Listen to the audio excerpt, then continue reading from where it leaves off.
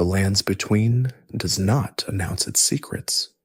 It keeps them beneath stone, inside the hollow chambers of forgotten towers, and folded into the fine text of item descriptions that most eyes pass over without pause. There are truths as buried in this world that do not announce themselves, that wait with extraordinary patience for someone willing to sit still long enough to hear them. This is a place where lore exists in layers, where every name carries weight, and where silence often speaks more clearly than any spoken word. Tonight we are not here for combat. We are not here for strategy or survival. We are here for the quieter things, the overlooked corners of the world's history, the small revelations that reshape how we understand what the Elden Ring truly is, and what it cost the world to break it. And if you find this kind of calm lore worth returning to, consider subscribing for more journey like this, and let me know where you're watching from tonight. Some of the most meaningful things in the lands between are hidden not because they were protected, but because no one thought to look for them. We will look for them together, slowly, without urgency, one truth at a time, like embers cooling in the long dark after a fire has done its work.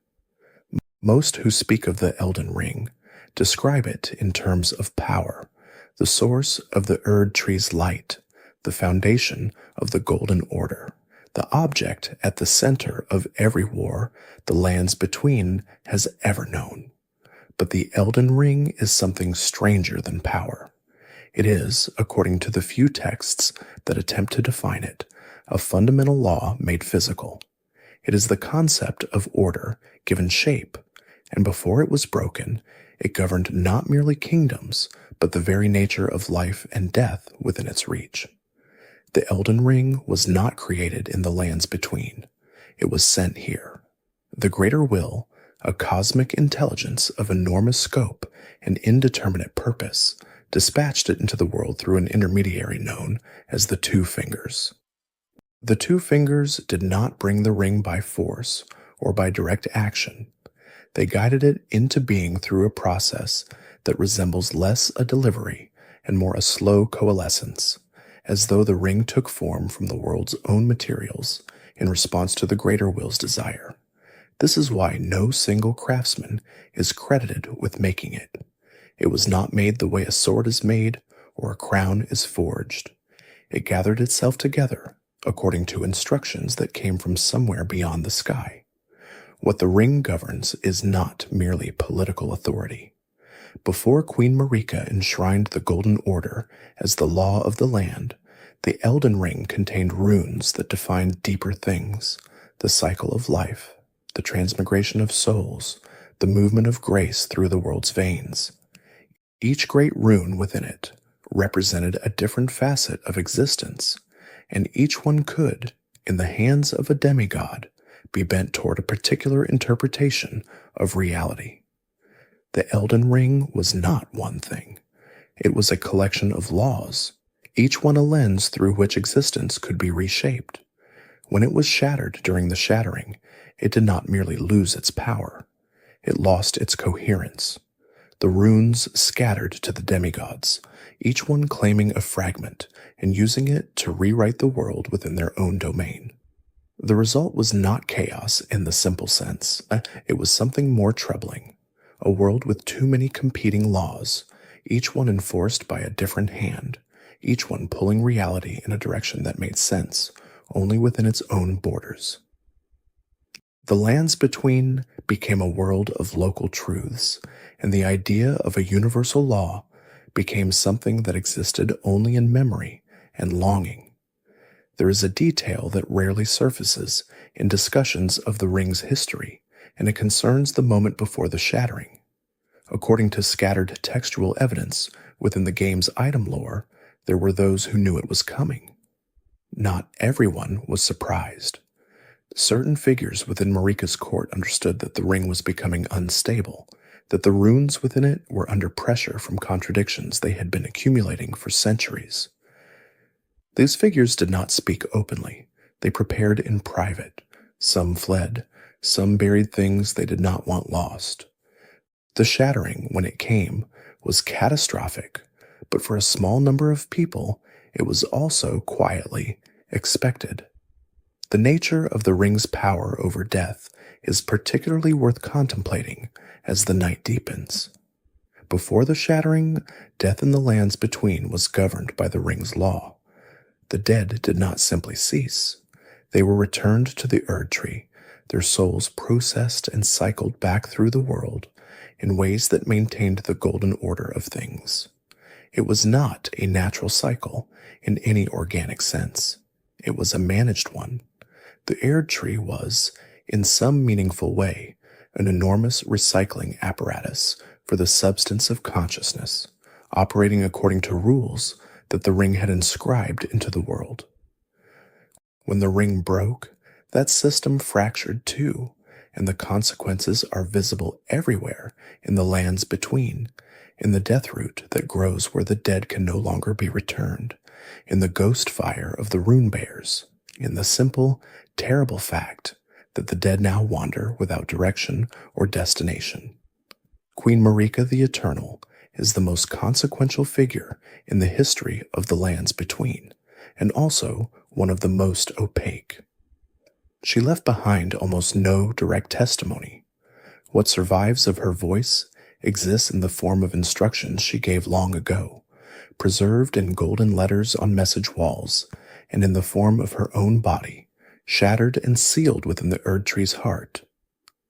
She is everywhere in this world, and nowhere. Her presence is total, her explanation is absent. What can be pieced together from the lore is this. Marika was not born to the role she came to occupy. She was a mortal woman from a tribe called the Numen, a group of people who came to the lands between from some other place entirely. The Numen are described in the game's texts as people who did not originate here, who arrived in the lands between as travelers or migrants, and who carried with them a constitution slightly different from the world's native population. Marika was Numen. She was, before her elevation, a person from somewhere else, living in a land that was not originally hers. The process by which she became a god is not described with clarity anywhere in the game's accessible lore. We know that she was chosen by the greater will, that she became Empyrean, which is a designation that means she was eligible for apotheosis, for the transformation from mortal to vessel for a higher power. We know that she shattered the previous Elden Lord and claimed the ring for herself. But the texture of that transformation, the experience of it, what it felt like to become eternal while remaining in a body that had once been simply human, that is not recorded. Marika does not tell us what it cost her. She does not tell us what it was like to carry the ring's law inside herself, to become the walking embodiment of a system of cosmic legislation. There is evidence within the lore, however, that the cost was real and significant. Marika and her shadow self Radahn are the same being, a fact that the game reveals through its deepest content. But this doubling is not merely a narrative trick. It speaks to something about what Marika became, a being so pressured by her role, so stretched between the demands of the greater will and her own nature that she literally divided. Radahn was not a separate person who happened to become Marika. He was the part of Marika that thought differently than she did, that reached different conclusions, that responded to the same history with different emotional weight. She was in disagreement with herself in a way so profound that it produced a second identity. Radagon's relationship to the Elden Ring is particularly revealing. He spent enormous effort trying to repair it. There are traces in the lore of attempts to mend the ring before the shattering, and there are more traces of attempts after. Radahn, who was also Marika, was apparently engaged in a project of reconstruction that Marika herself may have ultimately undermined. This creates a deeply strange picture of a single being at war with itself over the most fundamental question the lands between has ever faced, whether the ring should be preserved or broken. The person who broke the ring and the person who tried to repair it were, in some essential sense, the same person. Her children, the demigods, knew her not as a woman, but as an institution. Renalla was not one of her children, but was her former partner's connection to the world before Marika's full ascension to singular power. The children who were hers carried her light in them, the grace that made them more than mortal, and many of them do not seem to have understood her as a mother. They understood her as a source of legitimacy, of power, of the golden light that marked them as inheritors of the world's order. What she felt for them is not recorded. What she intended for them is not stated. And when the shattering came, she left them to sort through the wreckage of her decision with no guidance and no explanation at all. One of the most quietly devastating details in Marika's story is the existence of her first son, Godwin the Golden. He was, by all accounts, the most beloved of her children, beloved not merely by her, but by the world, celebrated for a warmth and a generosity unusual among the demigods. His death, at the hands of Ranni and the Black Knife assassins, was the first crack in the Golden Order, the first indication that the world Marika had built was not as stable as it appeared. What is less often remarked upon is what Godwin's death actually was. He did not die in the ordinary sense. His soul was killed while his body was preserved, an inversion of normal death, a corruption of the ring's law that produced something the world had never seen before and did not know how to process. Godwin became the first of the dead who could not be returned. His body persists beneath the Erdtree, alive in a terrible and root-like way, the origin point of something called the death blight. His story is not merely tragic, it is cosmologically significant. He is the place where the ring's law first broke. The two fingers are the intermediaries, through whom the greater will communicates its intentions to the lands between. They are ancient, enormous, and deeply strange, physical forms that resemble pale fingers, each pair belonging to a different finger reader, translating the movements and pressures of these vast limbs into something approaching language. They have been present in the lands between for longer than most of its history is able to record. They preceded Marika. They will, in some form, likely outlast whatever comes next. What the game reveals, quietly and without fanfare, is that the two fingers' guidance has always been indirect. They do not explain. They do not justify.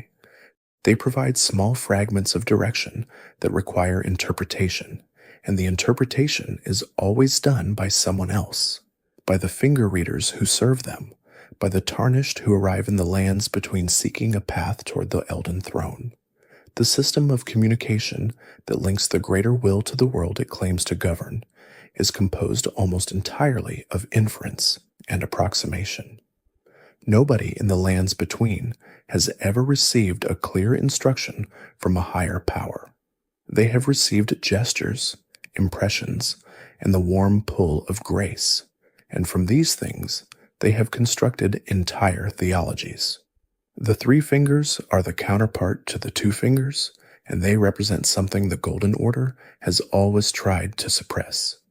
Where the two fingers speak for a greater will, oriented toward order and structure, the three fingers carry the flame of destined death, or perhaps more precisely, the concept of dissolution, of return to a state before form.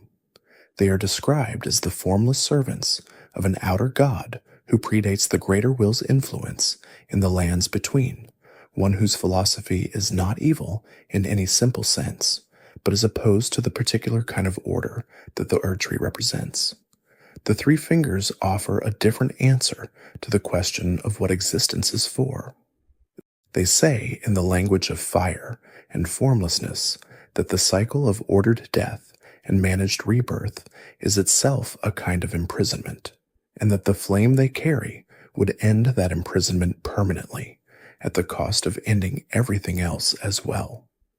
What is rarely discussed about the three fingers is the condition under which they will share their power. The lore surrounding Hyetta, one of the game's quiet quest lines, reveals that those who receive the flame of the three fingers often do so at a moment of complete personal loss, when all other options have closed, when they have nothing left to hold on to.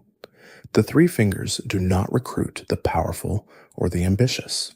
They recruit the empty. This is, in its own way, a deeply thoughtful detail about the nature of that particular philosophy.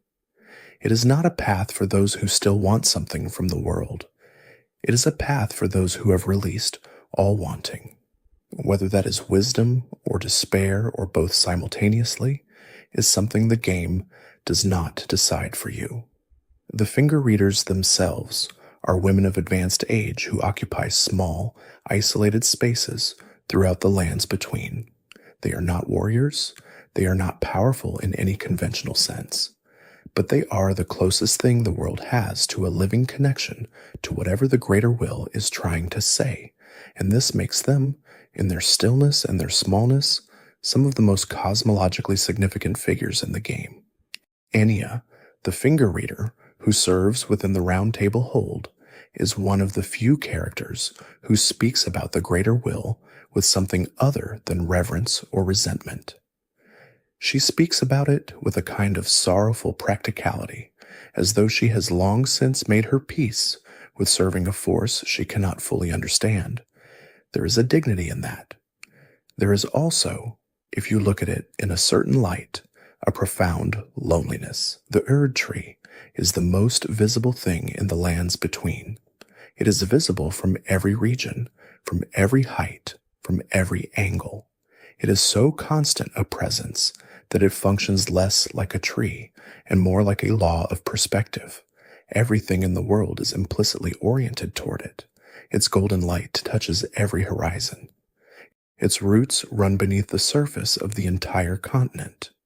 It is everywhere, and it has always been everywhere, and this ubiquity has made it easy to forget that it was not always there.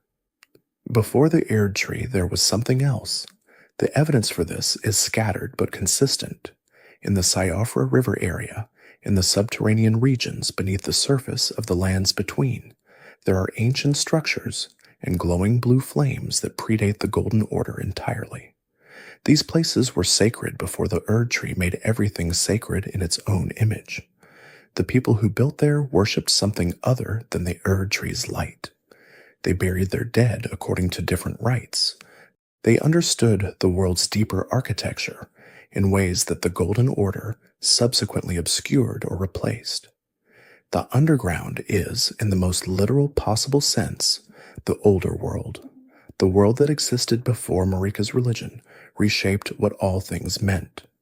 The Erdtree's roots are not merely physical structures that anchor a very large tree. They are conduits. According to the game's environmental lore and item descriptions, the roots carry something, some substance or energy that relates to the cycle of souls the ring was designed to maintain. The ghost flame that burns along certain underground passages is connected to this root system in ways that the surface world's inhabitants mostly do not acknowledge. The roots connect living things above ground to the dead things below. They are the physical mechanism of the recycling system, and they extend so far and so deeply that there is virtually no part of the lands between that exists outside their reach. There is a detail about the Erdtree's interior that deserves quiet attention. The inside of the Erdtree, which the player enters near the end of the game, is not what most people imagine when they think of the interior of a sacred tree. It is vast, golden, and strange, but it is also unmistakably a site of burial. The dead are there. They have been accumulating there for the entire span of the Golden Order's history, returned to the tree in accordance with the ring's law, processed and held within its golden light. The Erdtree is not merely a symbol of life, it is a repository of death. Every person who has ever died under the Golden Order's jurisdiction has contributed to it in some way. It is made in part of them. The burning of the Erdtree is perhaps the most loaded event in the game's recent history. It was done by Melina, who carries the kindling for that particular act within herself, and it was done in service of granting access to what lies beyond the tree's protective shell. But the burning is not merely destructive. It is, in the context of everything the Erdtree represents, a profoundly ambiguous act, the destruction of a system that has been managing life and death for thousands of years with no certain knowledge of what will replace it. Whether the Erdtree's fire signals the end of something oppressive or the end of something necessary is one of the questions the game leaves open with extraordinary care. It does not tell you which it is. It shows you what happens and lets you carry the weight of the answer. Ranni the Witch is the character in Elden Ring whose actions have the most far-reaching consequences, and also the character whose motivations are the most carefully obscured. She is introduced as a sorceress living in isolation in a decayed tower in the northwest of the lands between. She is accompanied by strange servants. She has been dead for a very long time, and she maintains her existence through a small doll body she constructed for herself after deliberately killing her own body to sever her connection to the greater will. Everything about her situation, when examined closely, is extraordinary. What Ranni did on the night of the Black Knife assassination requires careful unpacking. She arranged the theft of the Rune of Death, the element of the Elden Ring that governs mortality, from Marika herself. She then used it to kill Godwin's soul while leaving his body alive, and simultaneously used it to kill her own body while preserving her soul. This is a precise and intentional inversion. She did not simply steal a piece of the ring's power and use it blindly. She used it to perform a double death that was also a double preservation, and the two halves of that act mirror each other in a way that suggests enormous premeditation. Ranni thought about this for a very long time before she acted. Her goal is stated in broad terms during her questline. She wants to remove herself and her potential future as a god from the influence of the greater will. She does not want to become an Empyrean who serves the Two Fingers agenda. She wants to take herself out of that equation entirely, to leave the lands between and chart a course for something beyond the known world, guided by a different star, by the dark moon, the celestial body associated with her questline's deepest mysteries. She is not rebelling against power in the ordinary sense. She is not merely seeking freedom. She is attempting to introduce, for the first time in the world's history, the possibility of a future that was not written in advance by something outside the world. The relationship between Ranni and Bled deserves particular attention in the context of hidden lore. Bled is a half-wolf being who was created to serve as Ranni's shadow, her protector, bound to her by a connection that goes deeper than loyalty or affection. He is one of the most emotionally resonant characters in the game, precisely because the depth of his devotion is genuine, and because that devotion cannot ultimately protect either of them. Blast was created by the Two Fingers, which means he was, from the moment of his creation, a potential instrument of Ranni's undoing. If she ever threatened the Greater Will's plans seriously enough, the binding that connects Bled to Ranni would override everything else about him and turn him against her. This is not a theoretical danger. It is what happens. And Blad, who is aware on some level of what he carries within himself, goes mad at the end of his arc, not from weakness, but from the unbearable contradiction of loving someone with a force that was designed, if necessary, to destroy her. The Snow Witch's garments that Ranni wears carry their own lore. The Snow Witch was a figure from an earlier time in the lands between, a teacher of cold sorcery whose connection to the Dark Moon predates Ranni's own involvement with it. Ranni wearing those garments is not merely a costume choice. It is a statement of lineage.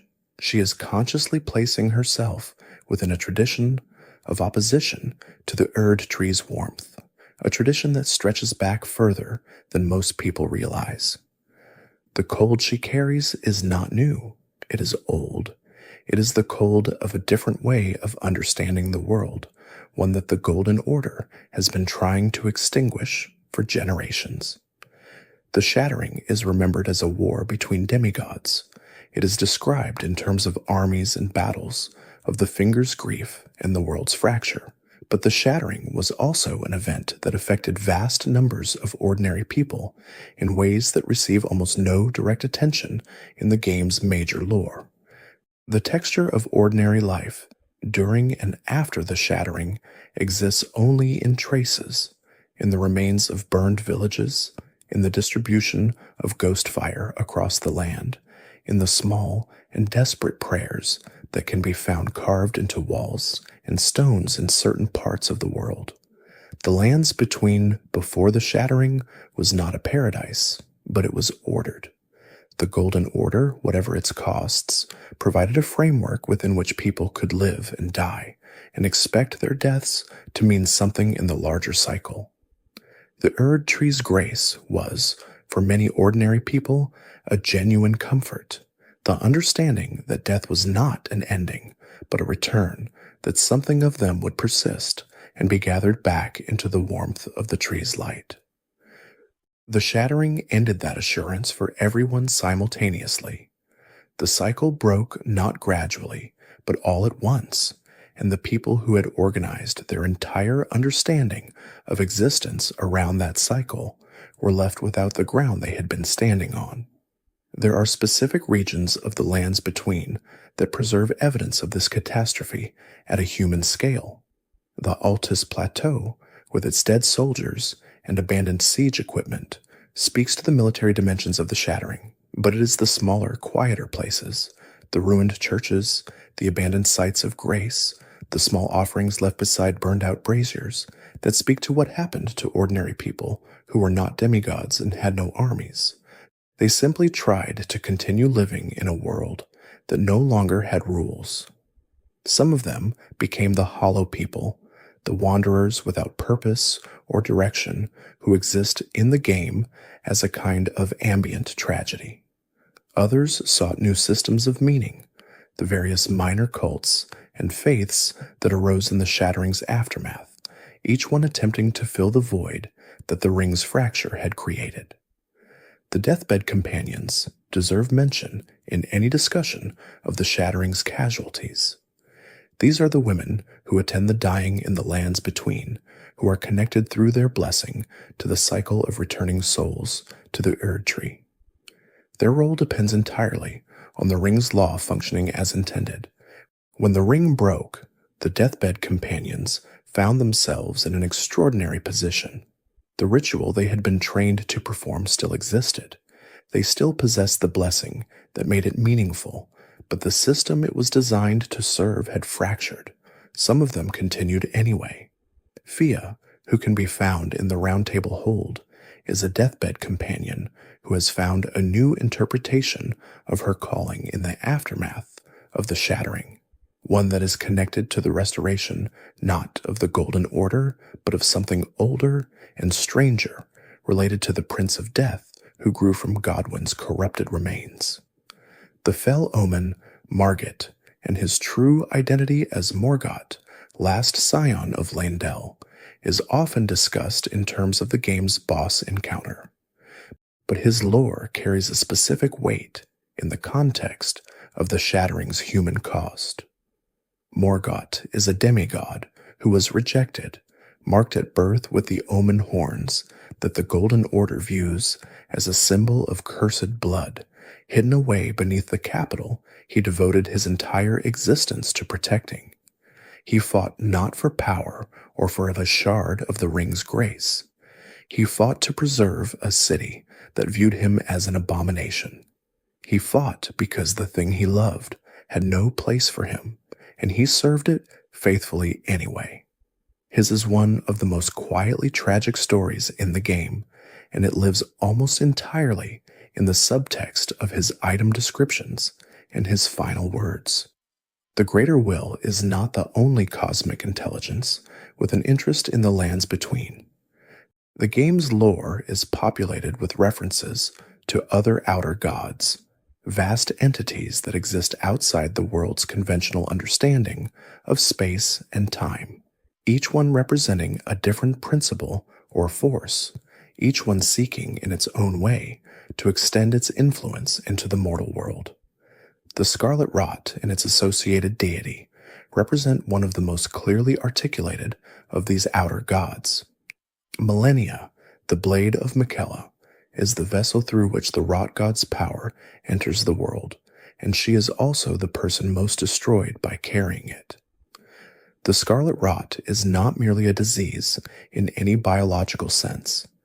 It is a cosmic force with a patron, and that patron has intentions that express themselves through the rot's spread, through the conversion of living landscapes into amber-colored devastation, through the gradual transformation of everything it touches into something that belongs to a different order of existence. The rot's god wants to remake the lands between according to a different principle than the Golden Order. What that principle ultimately is, the game does not fully say, but it is not nothing. It is not mindless. There is a logic to the rot that runs deeper than decay. The Formless Mother, associated with the blood flame that appears in certain boss encounters and in the lore of the Mogwin dynasty, is another outer god whose nature is hinted at rather than stated directly. She is connected to blood in a way that is simultaneously physical and metaphysical. Blood is a life substance. Blood is a medium of transmission. Blood is the literal vehicle through which her influence enters the bodies of those she touches. Mog, Lord of Blood, was her chosen vessel, and his desire to build a dynasty based on blood flame royalty was, from his perspective, an act of devotion to something real and vast and maternal. Whether the Formless Mother reciprocated that devotion in any way that would be recognizable as affection is not recorded. Outer gods, in the lands between's cosmology, do not appear to love their vessels. They use them. There is a detail about the outer gods that emerges from careful attention to the game's environmental storytelling, and it concerns the nature of their competition. The outer gods are not coordinated. They do not share goals or strategies. Each one is pursuing its own agenda with total indifference to what the others are doing, and the result is that the lands between is a world that has been pulled in multiple, incompatible directions simultaneously. The Scarlet Rot wants to convert everything. The Formless Mother wants to flood everything with blood. The Greater Will wants to maintain order. The power of destined death, freed by the Black Knife assassination, wants to restore mortality to a world that had been insulated from it. These are not merely political factions. They are incompatible answers to the question of what existence should fundamentally be, and all of them are being argued simultaneously in the body of a single world. The frenzied flame, connected to the three fingers, represents perhaps the most extreme of these outer god positions. It does not want to convert the world or rule it or order it. It wants to end the separation between things entirely, to dissolve the distinctions between self and other, living and dead, form and formlessness, into a single, undifferentiated unity. It is a philosophy of absolute merger, and the flame it carries would fulfill that philosophy completely if applied to the Elden Ring. The game asks you to consider this option seriously. It does not dismiss it as simply evil. It presents the frenzied flame as a response to genuine suffering, to the accumulated weight of a world that has been managed badly and has caused enormous pain, and it allows you to understand why someone might want to end that suffering at any cost. What is hidden in the lore of the outer gods and rarely surfaces in discussions of the game is the implication that they are not infinite. They are vast, but they are not omnipotent. They require vessels. They require physical points of entry into the world they wish to influence, and those vessels, by serving as the bridge between the cosmic and the physical, are always at risk of being consumed by the very force they carry. The outer gods need the world more than the world needs any particular one of them. This is, in its quiet way, a genuinely hopeful thing to understand about the cosmology of the lands between, that even the most overwhelming forces of cosmic interference depend on the cooperation of mortal things to accomplish anything at all. Miquella is, by many measures, the most powerful of Marika's children, and also the one who appears least in the game's surface narrative. He is present everywhere in the form of his works, the Erdtree, which he grew from a single golden needle as an alternative to the Erdtree, the needles themselves, which can cure the scarlet rot, the unalloyed gold that he developed to resist the influence of all outer gods simultaneously.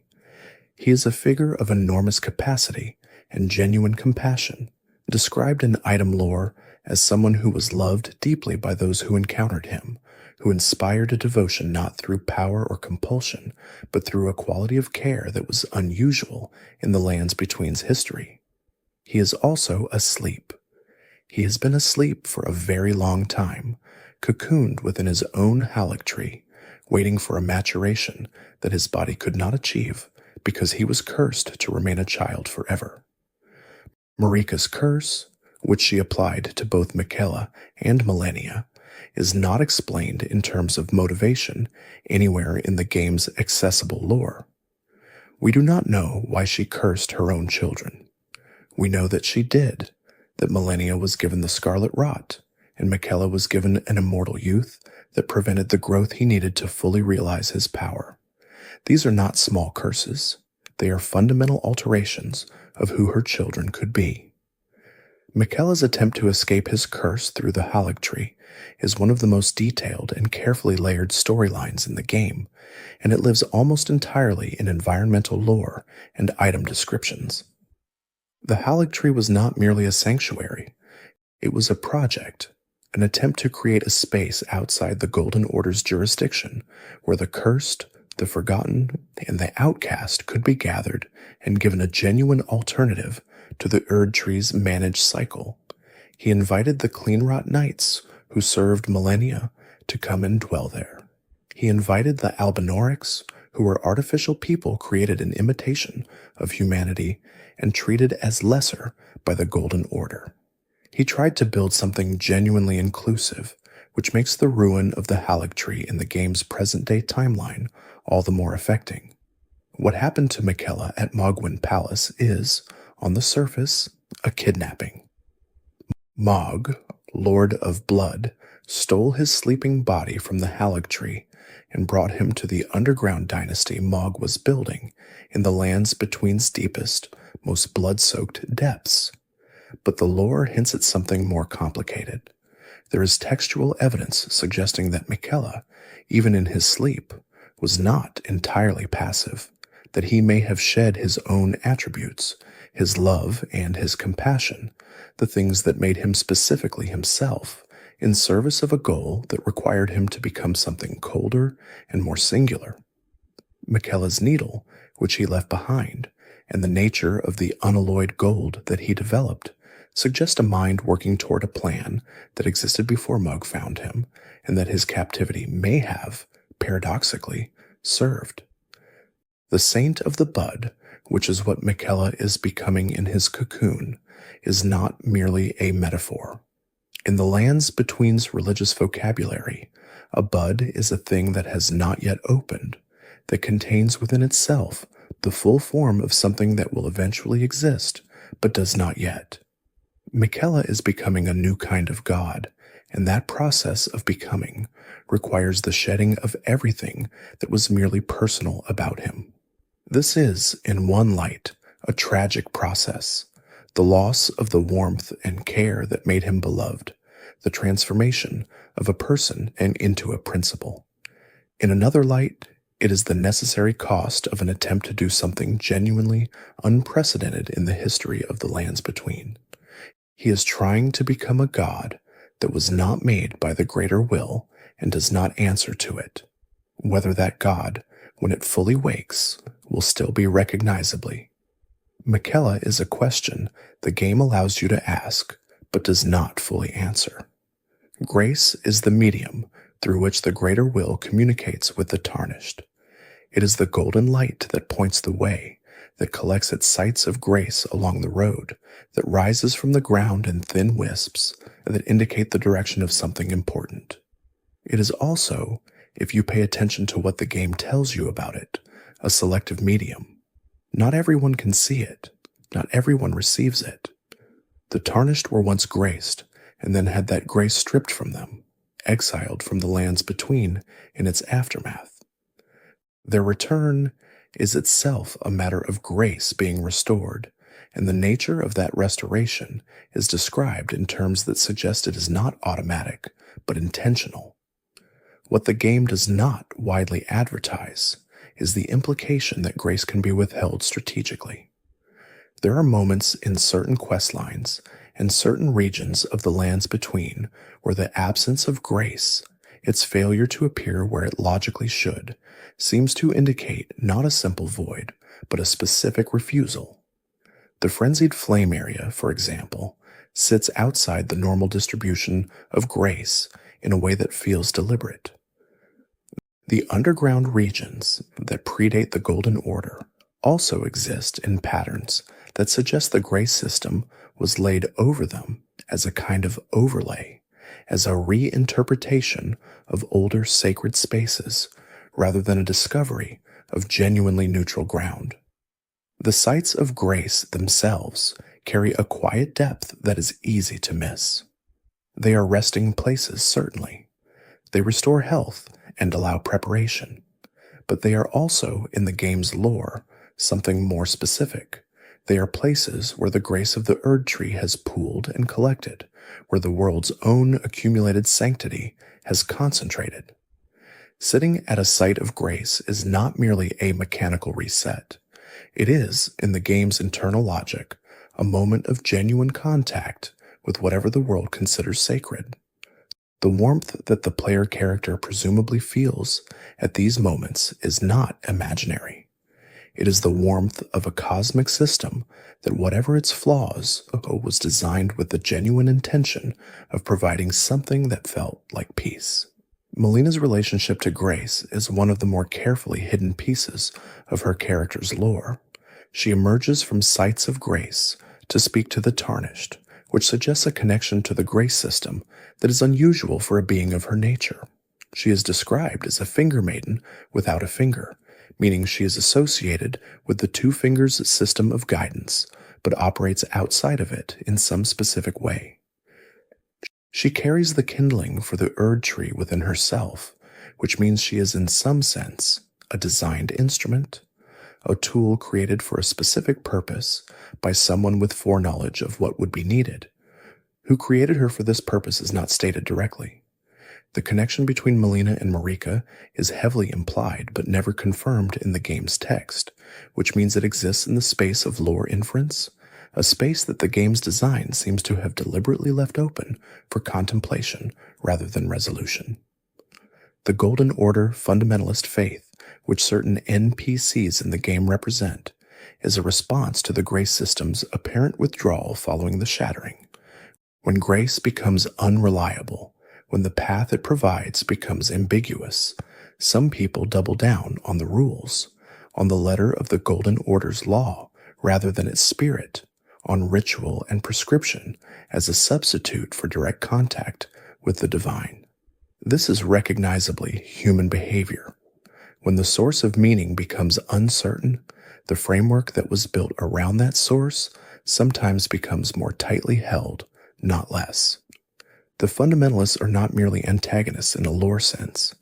They are a portrait of what happens to a system of belief when the thing it was built around fails to reliably appear. The tarnished are the player characters of Elden Ring, and their lore is simultaneously the simplest and the most philosophically loaded element of the game's design. They are people who were once within the Erdtree's grace, and were then exiled when that grace left them, sent out of the lands between into a broader world that is only gestured at, never seen. They are called back now because something in the world has shifted, because the grace that once abandoned them has returned, and because the guidance it provides points them toward the Elden Ring and the Elden Throne. What is hidden in the Tarnished's lore is the question of what their exile meant. They were not cast out for crimes. The game is explicit on this point. The Tarnished lost grace and were exiled, but the loss of grace is not described as a punishment for wrongdoing. It is described as simply something that happened, a withdrawal that was collective and sweeping, that affected many people simultaneously. This raises a deeply uncomfortable question about the nature of the grace system. If grace can be withdrawn from an entire population with no individual cause, what does it mean to have it in the first place? What kind of relationship is it between the graced person and the gracing power, if that power can simply decide one day to stop? The fact that the Tarnished cannot die permanently is connected to this question in a way that goes beyond mechanical convenience. In the world's lore, the Tarnished are described as unable to die because the Erdtree's grace, or some remnant of it, prevents their complete departure from the cycle. They are held in the world by the same force that once sent them out of it. This is a strange kind of relationship. The power that exiled them is also the power that keeps them alive in a form that can serve its purposes. The Tarnished are not free, they are held, and the game, which asks you to pursue a throne on behalf of a system you cannot fully evaluate, is aware of this. It gives you the option in several of its endings to walk away from what you were called back to do, and in doing so, it acknowledges that the call itself is not necessarily a command you are ever obligated to obey. The Round Table Hold, where many Tarnished gather between their explorations of the lands between, is a space that exists outside the conventional geography of the world, not in any physical location, but accessible through grace itself. It is a place made by the same system that gave the Tarnished their purpose, and it is populated by others like them, each one brought here for reasons they cannot fully explain, each one trying to determine what they are supposed to do with the chance they have been given.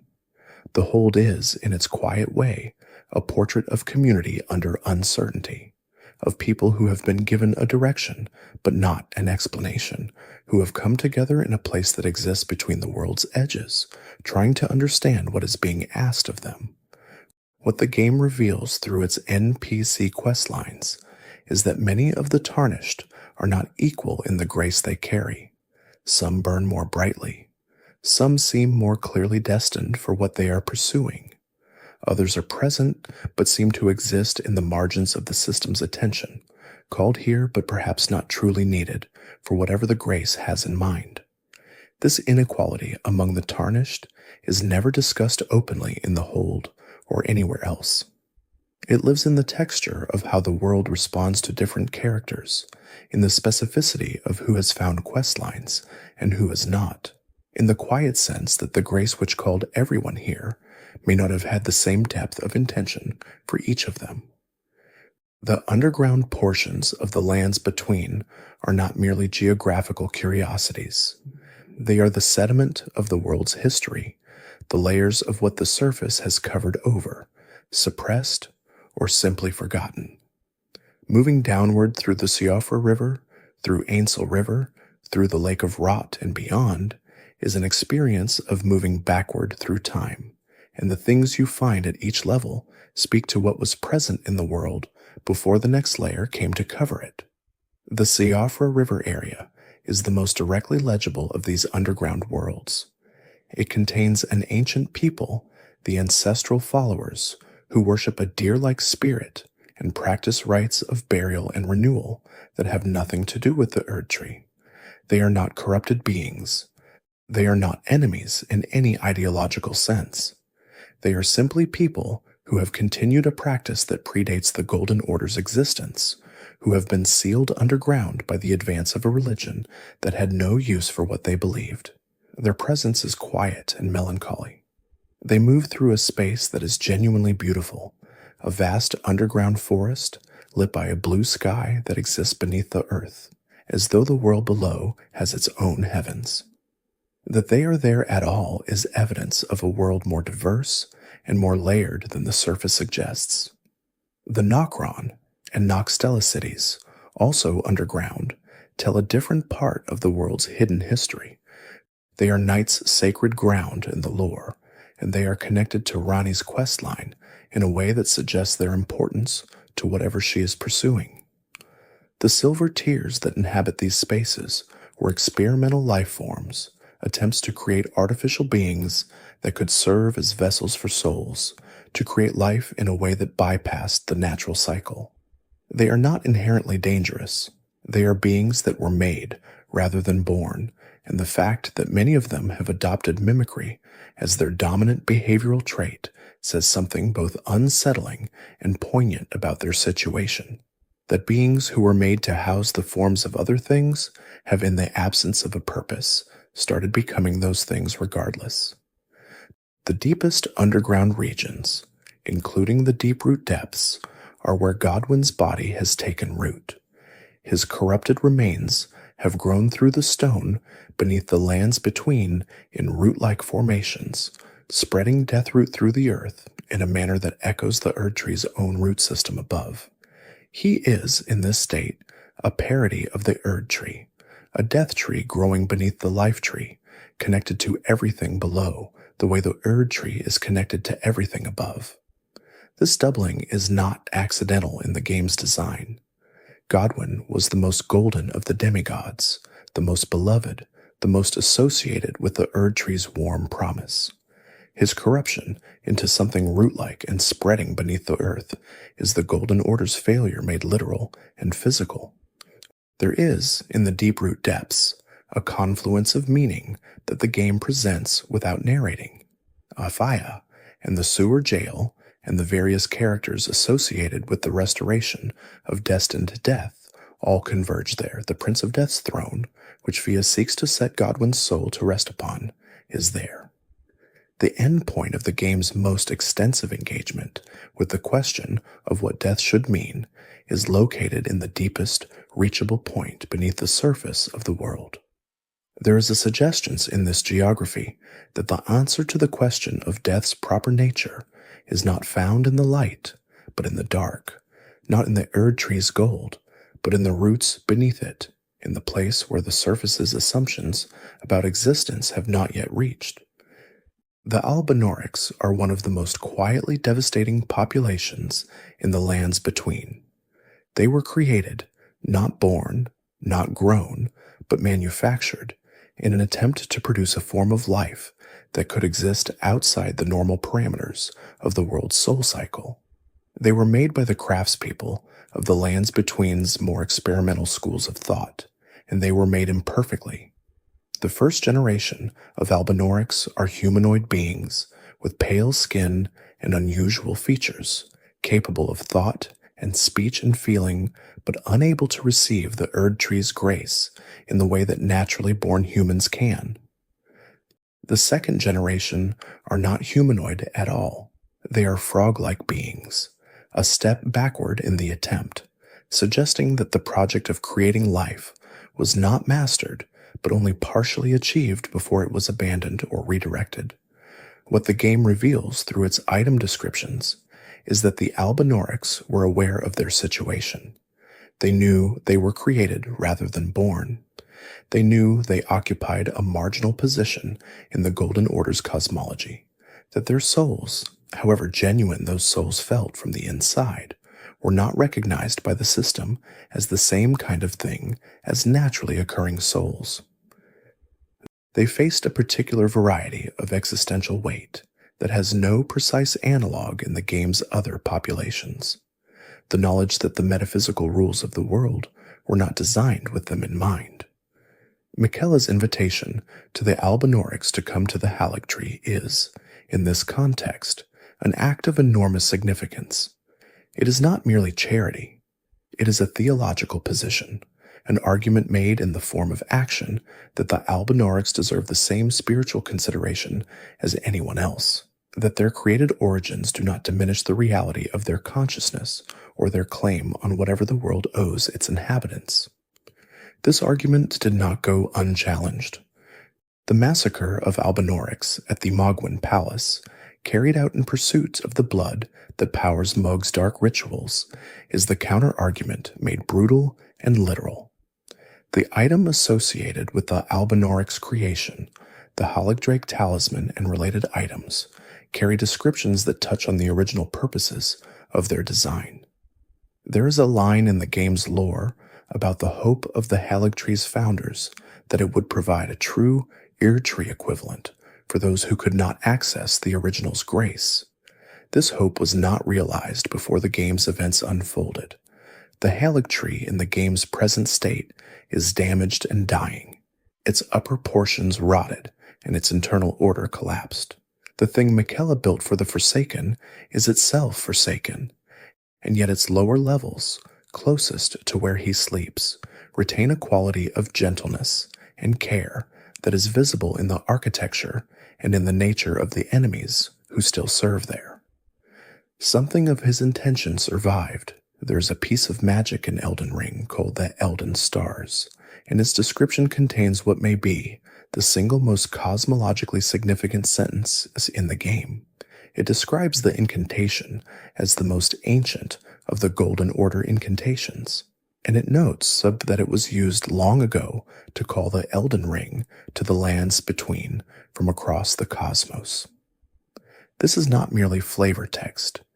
It is a direct statement that the Elden Ring was not native to this world, that it came from somewhere else, that it was called here through an act of cosmic summoning, and that the call was answered. What this means for understanding the history of the lands between is significant. The world did not always have the Elden Ring. It did not always have the Erdtree or the Golden Order, or any of the structures of meaning that the game's present-day inhabitants take as fundamental. These things arrived, they were brought here, and the act of bringing them was, from the perspective of whatever had been present before, a transformation, an overriding of one kind of world with another. The underground civilizations, the ancestral followers, the cultures that lit their sacred sites with blue flame rather than gold, these were not remnants of a fallen civilization.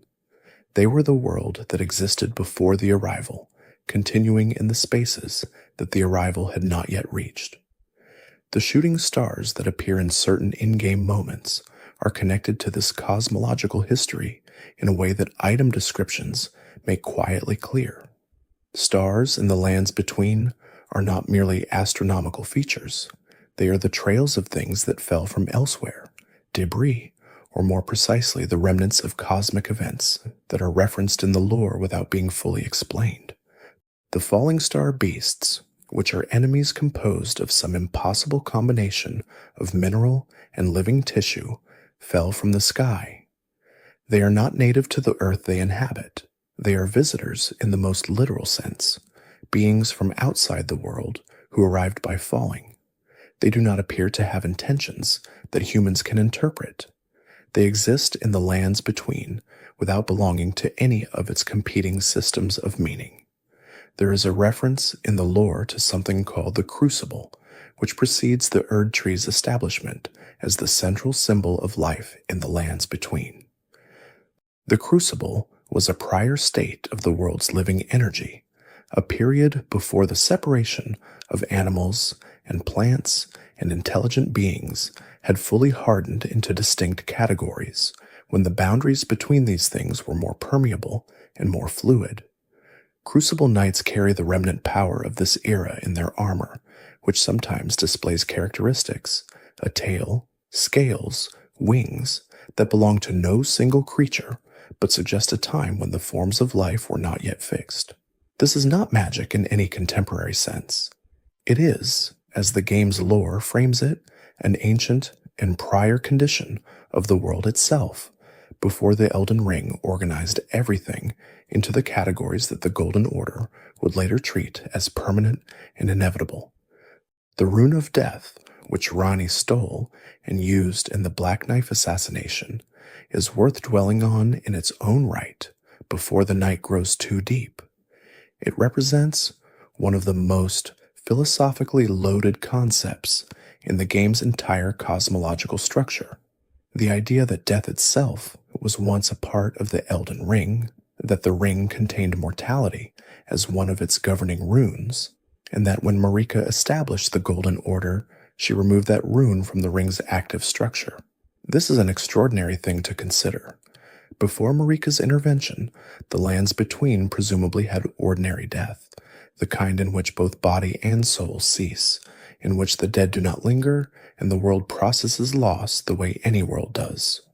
When Marika removed the rune of death from its position in the ring, she did not eliminate death. She changed its nature.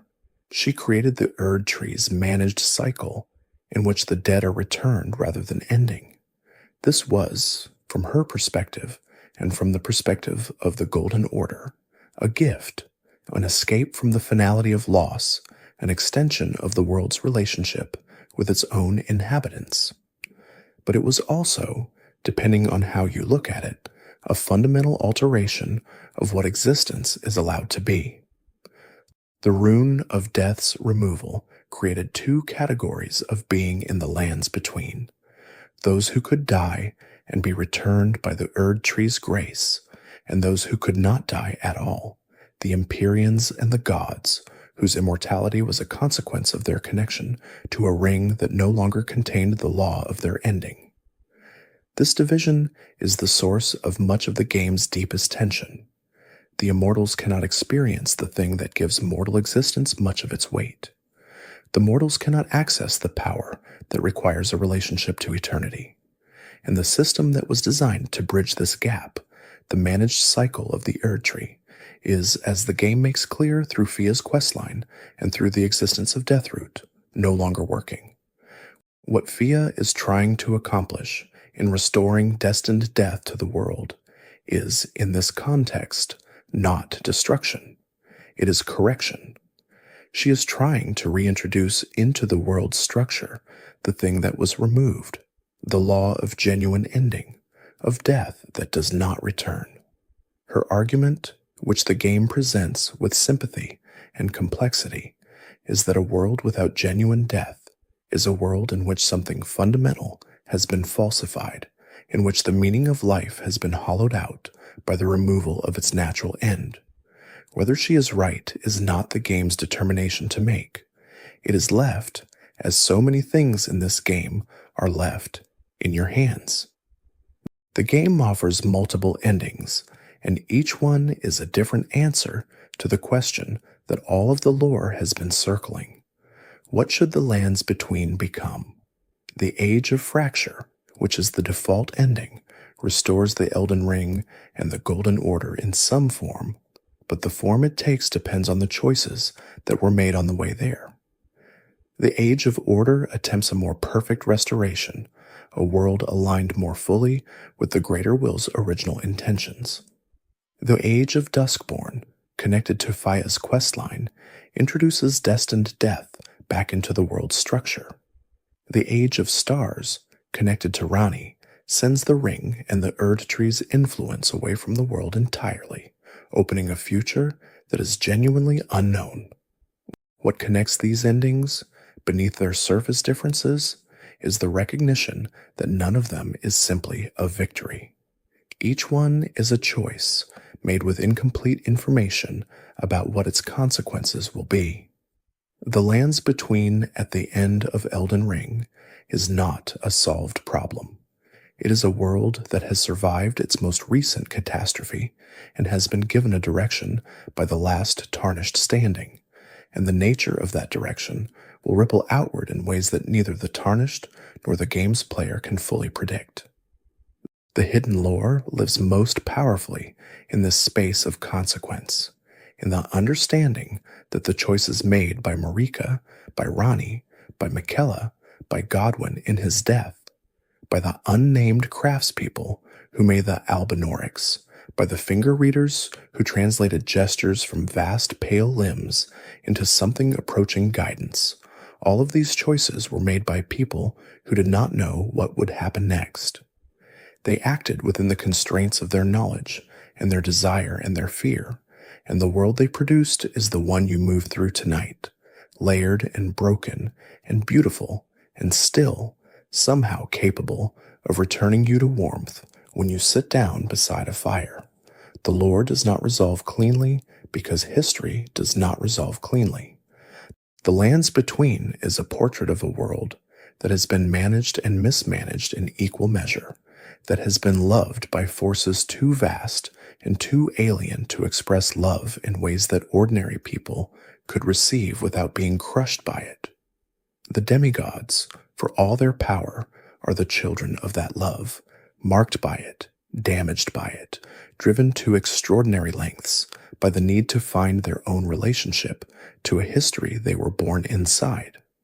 And the tarnished, who are none of these things, who are simply people who were once within the warmth and then outside it, and who have been called back without explanation, are asked to hold all of it, to walk through all of it, and at the end to become, in some form, a new kind of sovereign over a world that has never had a gentle one. When the shattering came and the demigods scattered to their separate domains, most of the great knightly orders of the Lands Between dissolved. The bonds of service that had held soldiers and warriors to their lords were broken not by treachery, but by the simple disappearance of the world those bonds had been formed within. Some knights pledged themselves to new masters, some abandoned their vows entirely and became the wandering hollow figures that populate the game's roadsides. But a small number of orders persisted, bound by something stronger than political loyalty, or by something stranger that kept them in formation even after everything around them had collapsed. The Crucible Knights are among the most ancient of these persistent orders. They are not merely old in the conventional sense. In terms of years of service or accumulated history, they are old in a cosmological sense, keepers of a way of fighting and a form of power that predates the Golden Order itself. Their armor contains living elements, scales, tails, the suggestion of wings, that are not decorative but functional, remnants of the Crucible era, when the forms of living things had not yet hardened into separate categories. These knights do not belong to the Erdtree's theology. They belong to the world that existed before it, and they continue to exist in the Lands Between's present day, not because they have adapted to the new order, but because they have simply outlasted every attempt to replace what they are. What the game's lore reveals about the Crucible Knights through their associated items is that they were not enemies of Marika or of the Golden Order. They served it. They were incorporated into the larger structure of the Lands Between's military power, their ancient abilities treated as useful rather than heretical. But they were always, in some sense, external to the theology they served, their power drawn from a source that the Golden Order acknowledged only awkwardly, their existence a reminder that the world had been something before it became what Marika made it. When the Golden Order collapsed, they did not collapse with it. The thing they were made of was older than the thing that failed. The Black Knife Assassins represented a different kind of persistent knighthood, or rather, a different kind of hidden, dedicated warrior. These were women of the Numen people, Marika's own people, who carried out the assassination that began the shattering. Their identities were concealed. Their actions were framed in the official history as a conspiracy whose origins remained unclear. But the item lore associated with the Black Knife weapons and armor makes clear that these were not rogue agents. They were trained. They were equipped with something, the stolen fragment of the Rune of Death, that could only have come from within the innermost circles of power. Whoever gave them that rune, whoever made their mission possible, was someone with access to the most protected elements of the world's governing structure. The question of who sent the Black Knives is one of the game's most carefully preserved mysteries. Ranni worked with them, but did not necessarily commission them. There were other parties with interests in what the shattering could accomplish. The game's design leaves this question open not out of carelessness, but because the point is not the answer. The point is the recognition that events of this magnitude rarely have a single author, that the shattering was the convergence of multiple agendas, each one using the moment for its own purposes, none of them fully controlling what the moment became. The Lindell Knights, the royal soldiers who still patrol the capital in the game's present, are perhaps the most poignant of the persistent warrior figures. They serve a city whose queen is absent, whose Elden Lord is dead, whose authority rests on nothing more substantial than the force of habit and the memory of what the city used to represent.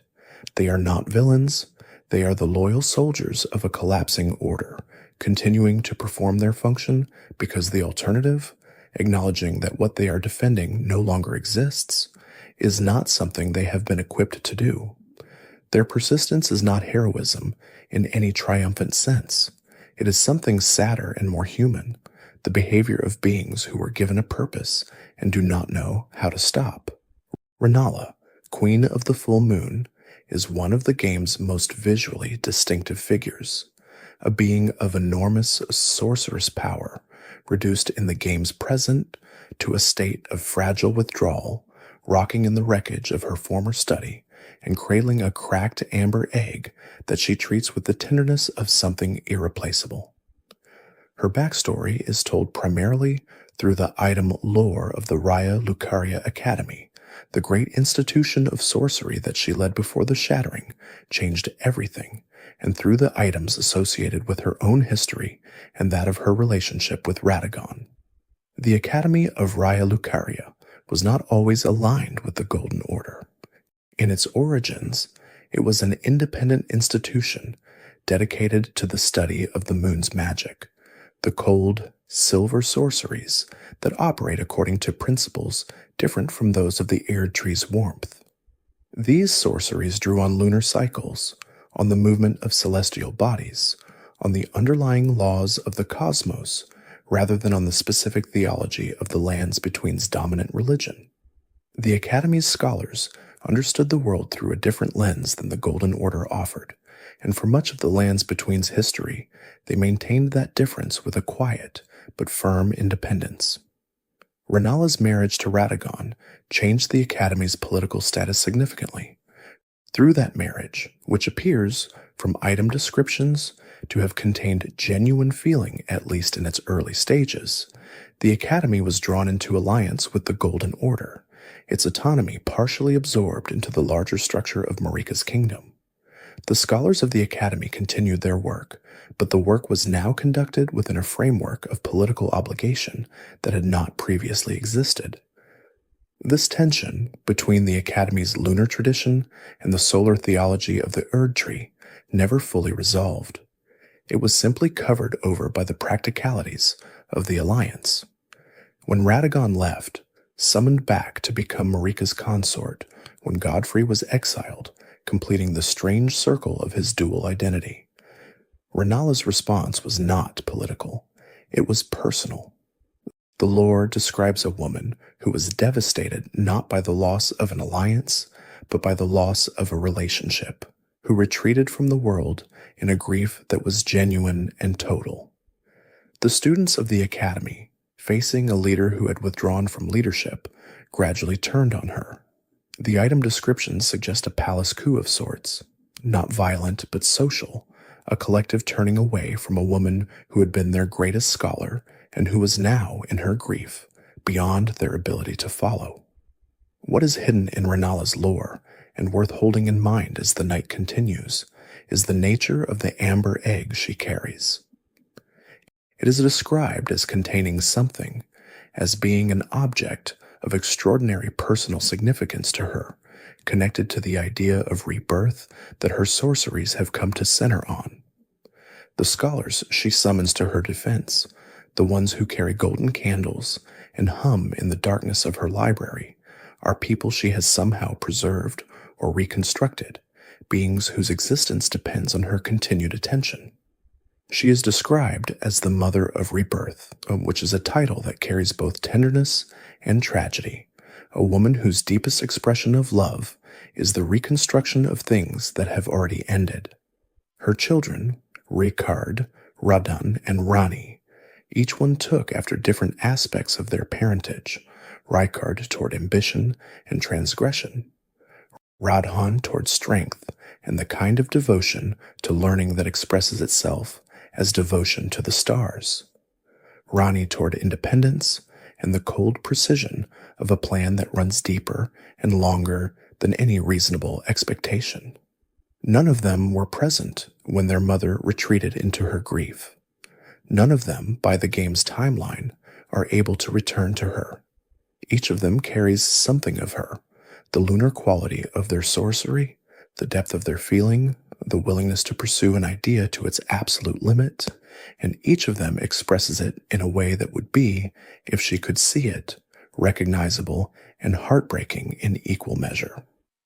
Radahn, the star-scourge, is known for several things.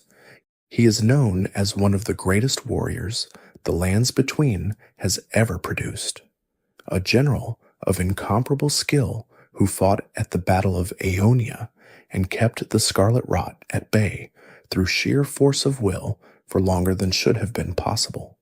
He is known for the gravity magic he mastered, a sorcery he learned in Celia and then bent to his own purposes, allowing him to remain mounted on his beloved horse, Leonard, even as his body grew to a size that would otherwise make riding impossible. And he is known, most quietly, for the fact that for years he held the stars in place. The stars in the Lands Between, as the lore makes clear, are not merely astronomical features. They are connected to the fates of people and places in the world below. Ranni's plan required a specific star to fall, required the movement of celestial bodies that had been frozen in place by Radahn's gravity. His mastery of that magic was so complete that he had extended it outward from his own body into the sky, effectively suspending the movement of the stars above the Lands Between and preventing whatever those movements would have caused or enabled. He did this, according to some readings of the lore, deliberately.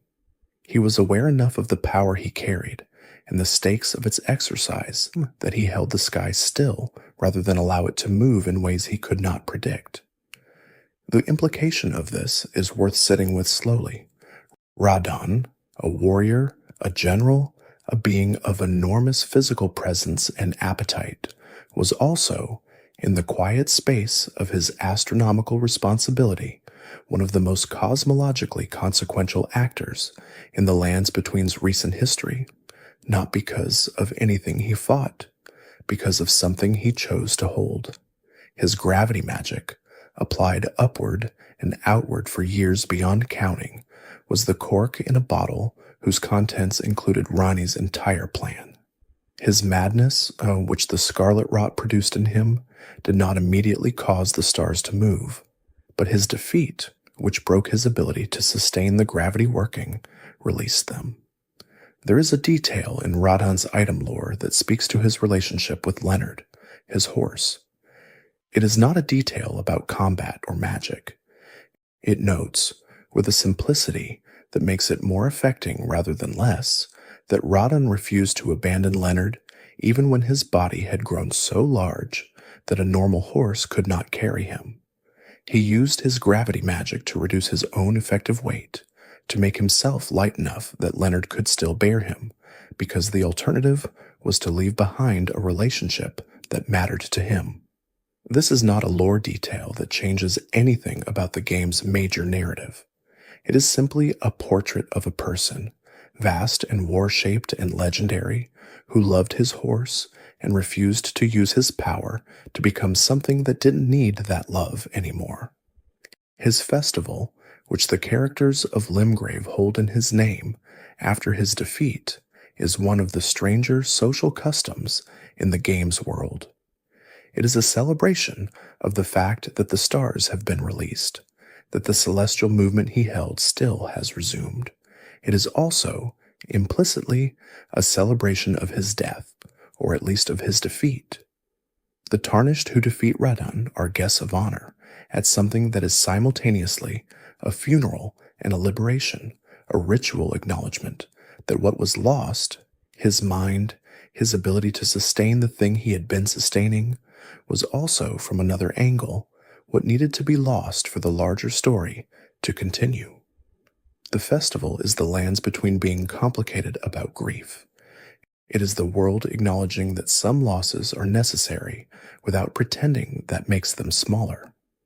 The Dung Eater is among the most uncomfortable presences in Elden Ring's roster of characters, not because he is powerful or because his lore is particularly complex, but because what he represents sits in a place in the game's cosmology that is genuinely disturbing to contemplate.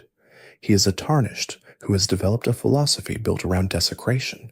He believes that by defiling the bodies of the dead in a specific ritual manner, he can spread a curse that prevents those souls from ever returning to the Erdtree, that condemns them to a state outside the cycle, outside the managed return, permanently and irreversibly excluded. What makes this lore significant, beyond its surface unpleasantness, is the implication that it works.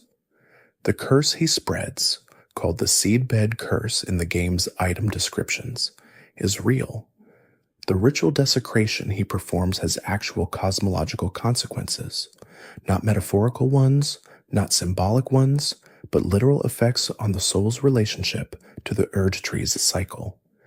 This means that the Dung Eater has discovered or inherited knowledge of a method of interfering with the ring's law that does not require a demigod's power or access to the ring's runes directly. It requires only the performance of a specific act on a specific kind of body. The bureaucracy of cosmic law, it turns out, has exploitable edge cases. His questline involves the acquisition of seedbed curses, objects that represent the souls already marked by his ritual, and his desire to spread the curse as widely as possible. The philosophical underpinning of his project, to the extent that it is articulated, is a rejection of the Erdtree's system of managed return. He does not want souls to be recycled. He wants them to be free of that process, even if the freedom he offers them is a freedom into formless, unguided darkness, rather than into anything that could be called peace. It is a radical, anti-Golden Order position expressed through the most transgressive means available to a single person acting alone. The relationship between the Dung Eater's lore and the larger cosmological debates in the game is not incidental. He is, in the most grotesque possible way, making an argument that Fia also makes, that the Three Fingers also make, that the Erdtree's cycle is not an unambiguous good, that the management of souls is a form of control, that what has been called grace may also be called a cage. His method of making this argument is indefensible by any humane standard, but the argument itself, stripped of its manner of expression, is one the game takes seriously enough to give multiple other characters a version of. What the Dung Eater reveals, in the end, is that the most repellent philosophy in the game and the most idealistic one share a premise, that the way things currently work is wrong. They differ only in what they believe should replace it, and in the means they consider acceptable for bringing the replacement about. The Godskin apostles and nobles are among the more philosophically loaded enemy types in Elden Ring, and their lore is threaded through with references to a history that the game's surface narrative only partially illuminates. They are described as followers of a tradition that predates the Golden Order, practitioners of a form of power that involves the flaying and wearing of divine skin, which is not a metaphor. They wear the skins of gods. The practice is described in their associated item texts with a matter-of-fact grimness that suggests it is ancient and that it has its own internal logic, however disturbing that logic appears from outside. The tradition they follow is connected through the lore to the gloam-eyed queen, a figure who is referenced throughout the game but never directly encountered, who wielded destined death and whose order was destroyed by Marika and Godfrey before the events of the game's accessible history. the Godskin practitioners are, in some sense, the survivors or inheritors of that destroyed order, carrying forward a tradition that the Golden Order considered sufficiently threatening to require military suppression. Their persistence in the game's present, operating out of various sacred sites that they have converted to their use, suggests that the suppression was not complete. What their lore reveals about the nature of divine power in the lands between is worth considering. The fact that gods in this world have skins that can be worn, that divine power can be partially accessed through the physical substance of a divine body, says something about the nature of divinity in this cosmology. It is not purely metaphysical. It is in some sense physical. The power of a god is in some measure distributed through their body, and that body, if the right things are done to it, can be used by someone who was not born with access to that power. This is consistent with other aspects of the game's lore, the way great runes can be accessed through the physical remains of demigods, the way that Elden Ring itself took physical form within Marika's body. In the lands between, the division between the spiritual and the physical is more permeable than most cosmologies allow for. The giants, who appear in the mountaintop area of the game's later regions, carry a different kind of hidden lore, one connected to the Erdtree's fire and to the history of who has been asked to carry burdens for which they received nothing in return. The fire giants were the keepers of the fell god's flame, a divine fire that predated the Erdtree, that came from outside the Golden Order's sanctioned universe of meaning. Marika's campaign against the giants, carried out by Godfrey and his armies, was a campaign to extinguish that flame, to remove from the world a source of divine fire that was not under the Erdtree's control. The last giant was not killed. He was cursed to tend the very flame he had been fighting to keep alive, to maintain it in chains rather than allowing it to go out entirely, perhaps because even Marika understood that some fires cannot be extinguished, only managed. The Mountain of Giants is, in this reading, one of the more quietly tragic places in the game. It is the site of a defeated people's last survivor, performing a function that serves the same power that destroyed his civilization, unable to die and unable to stop. The scale of it is overwhelming in a physical sense, the remnants of giant bodies embedded in the mountainside, the frozen expanse that suggests a world older and colder than the Erdtree's golden warmth. And somewhere in all of that scale and cold, something is still burning, faithfully, because it was told to, and because stopping is no longer an option.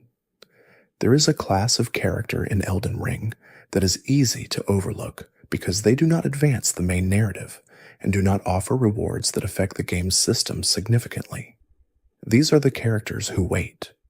They are found in small, sheltered locations, in churches, in ruins, in the protective shadows of broken walls.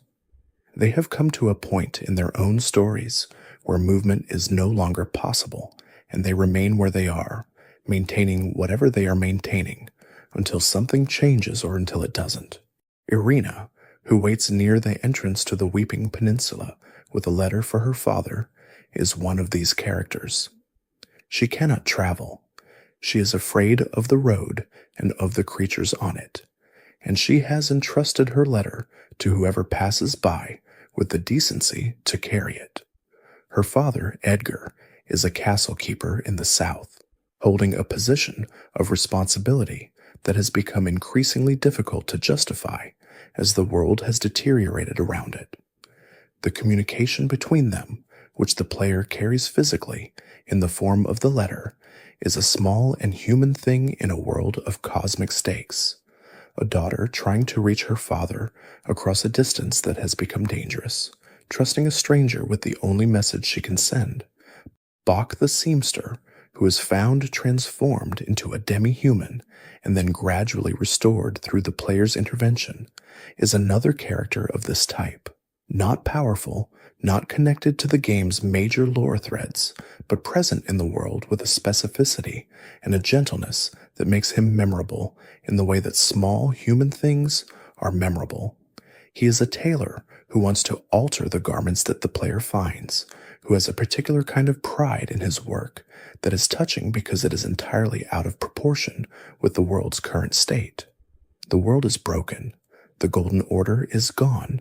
Demigods are warring over fragments of a shattered law. And Bach wants to make sure your cape fits properly. There is something about that displacement between the enormity of what is happening and the smallness of what he is offering that the game handles with a care that it does not always get credit for. Millicent, whose quest line is connected to millennia and to the Scarlet Rot and to a question about whether a life defined entirely by the thing it carries is truly a life lived, is a character who moves rather than waits, who is in fact one of the most dynamic NPC presences in the game's world. But her lore connects her to the theme of waiting in a different way. She was made from millennia's own affliction, from the rot itself given a more individuated form, and the life she leads across the game's second half is a life spent trying to determine whether what she is can also be, at the same time, who she is, whether the thing she carries defines her completely, or whether there is something in her that exceeds it. This is a question the game does not answer for her. It leaves the answer in the space between her last scene and whatever the player understands it to mean. What these characters share is a quality of interiority that the game's world renders not through long dialogue or through detailed backstory, but through the smallness of their circumstances. They are people in a vast and broken world, trying to maintain whatever they can maintain, trying to stay connected to whatever they are connected to. The lore of the lands between is full of enormous forces and cosmic conflicts, of demigods and outer gods, and the machinery of existence breaking down and being rebuilt. But it is also full of Irina, waiting by the road with a letter, trusting that someone will carry it south. Both of these things are true of the same world. That the game holds them both without resolving the tension between them is one of its deepest and most generous qualities.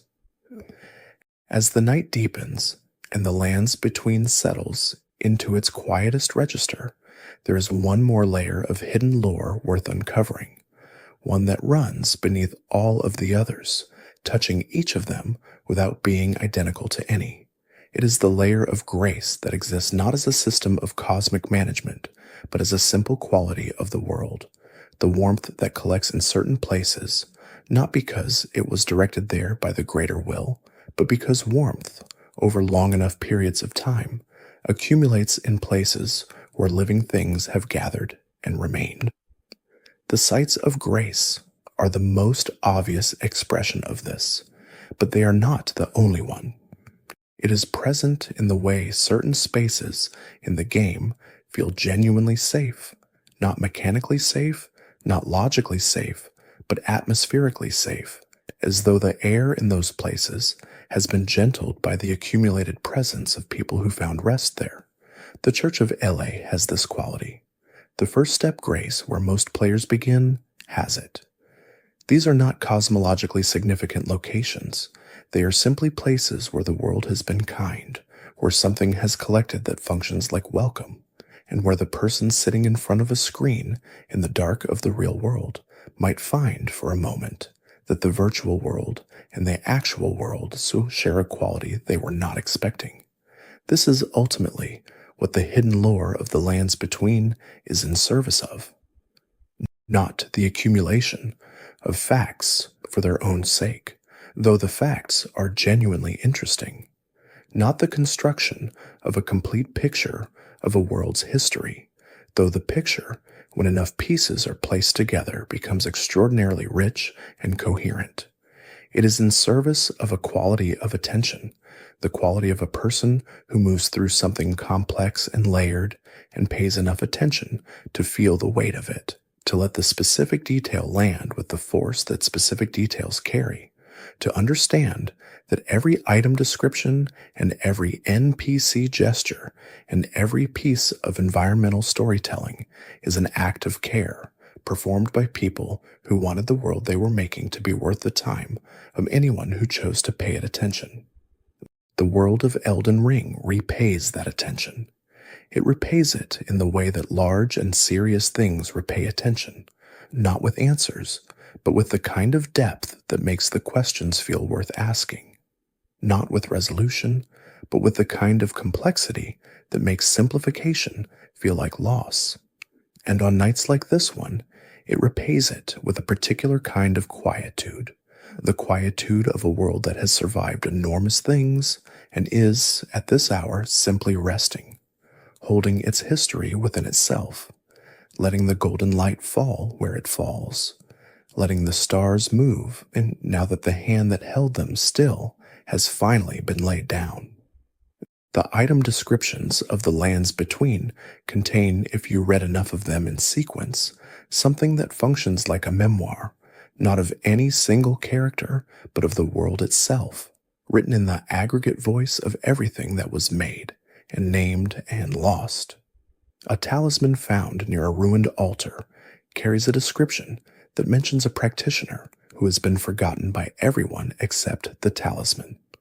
A weapon carried by a knight whose name no one remembers describes the campaigns it witnessed in language that is neither proud nor regretful, simply present. These fragments, taken together, constitute a literature of a specific kind, a literature of the margin, of the thing that survived not because it was important, but because it was durable. The lands between smiths and craftspeople are almost entirely anonymous in its canonical history. The great figures, the demigods, the fingers, the Elden Lord, occupy the center of every account. But the shields were made by someone.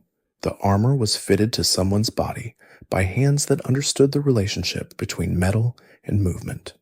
The talismans were inscribed by people with specific beliefs about what the inscriptions would do, beliefs that were precise enough to have made the talismans work for the purposes they were made for.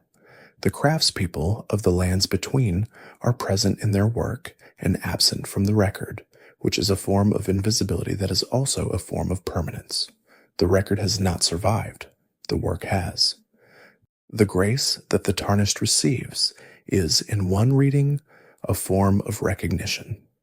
The world's acknowledgement that this particular person is present and that their presence has been noticed by whatever notices such things to be graced is to be seen by something enormous. This can be comforting.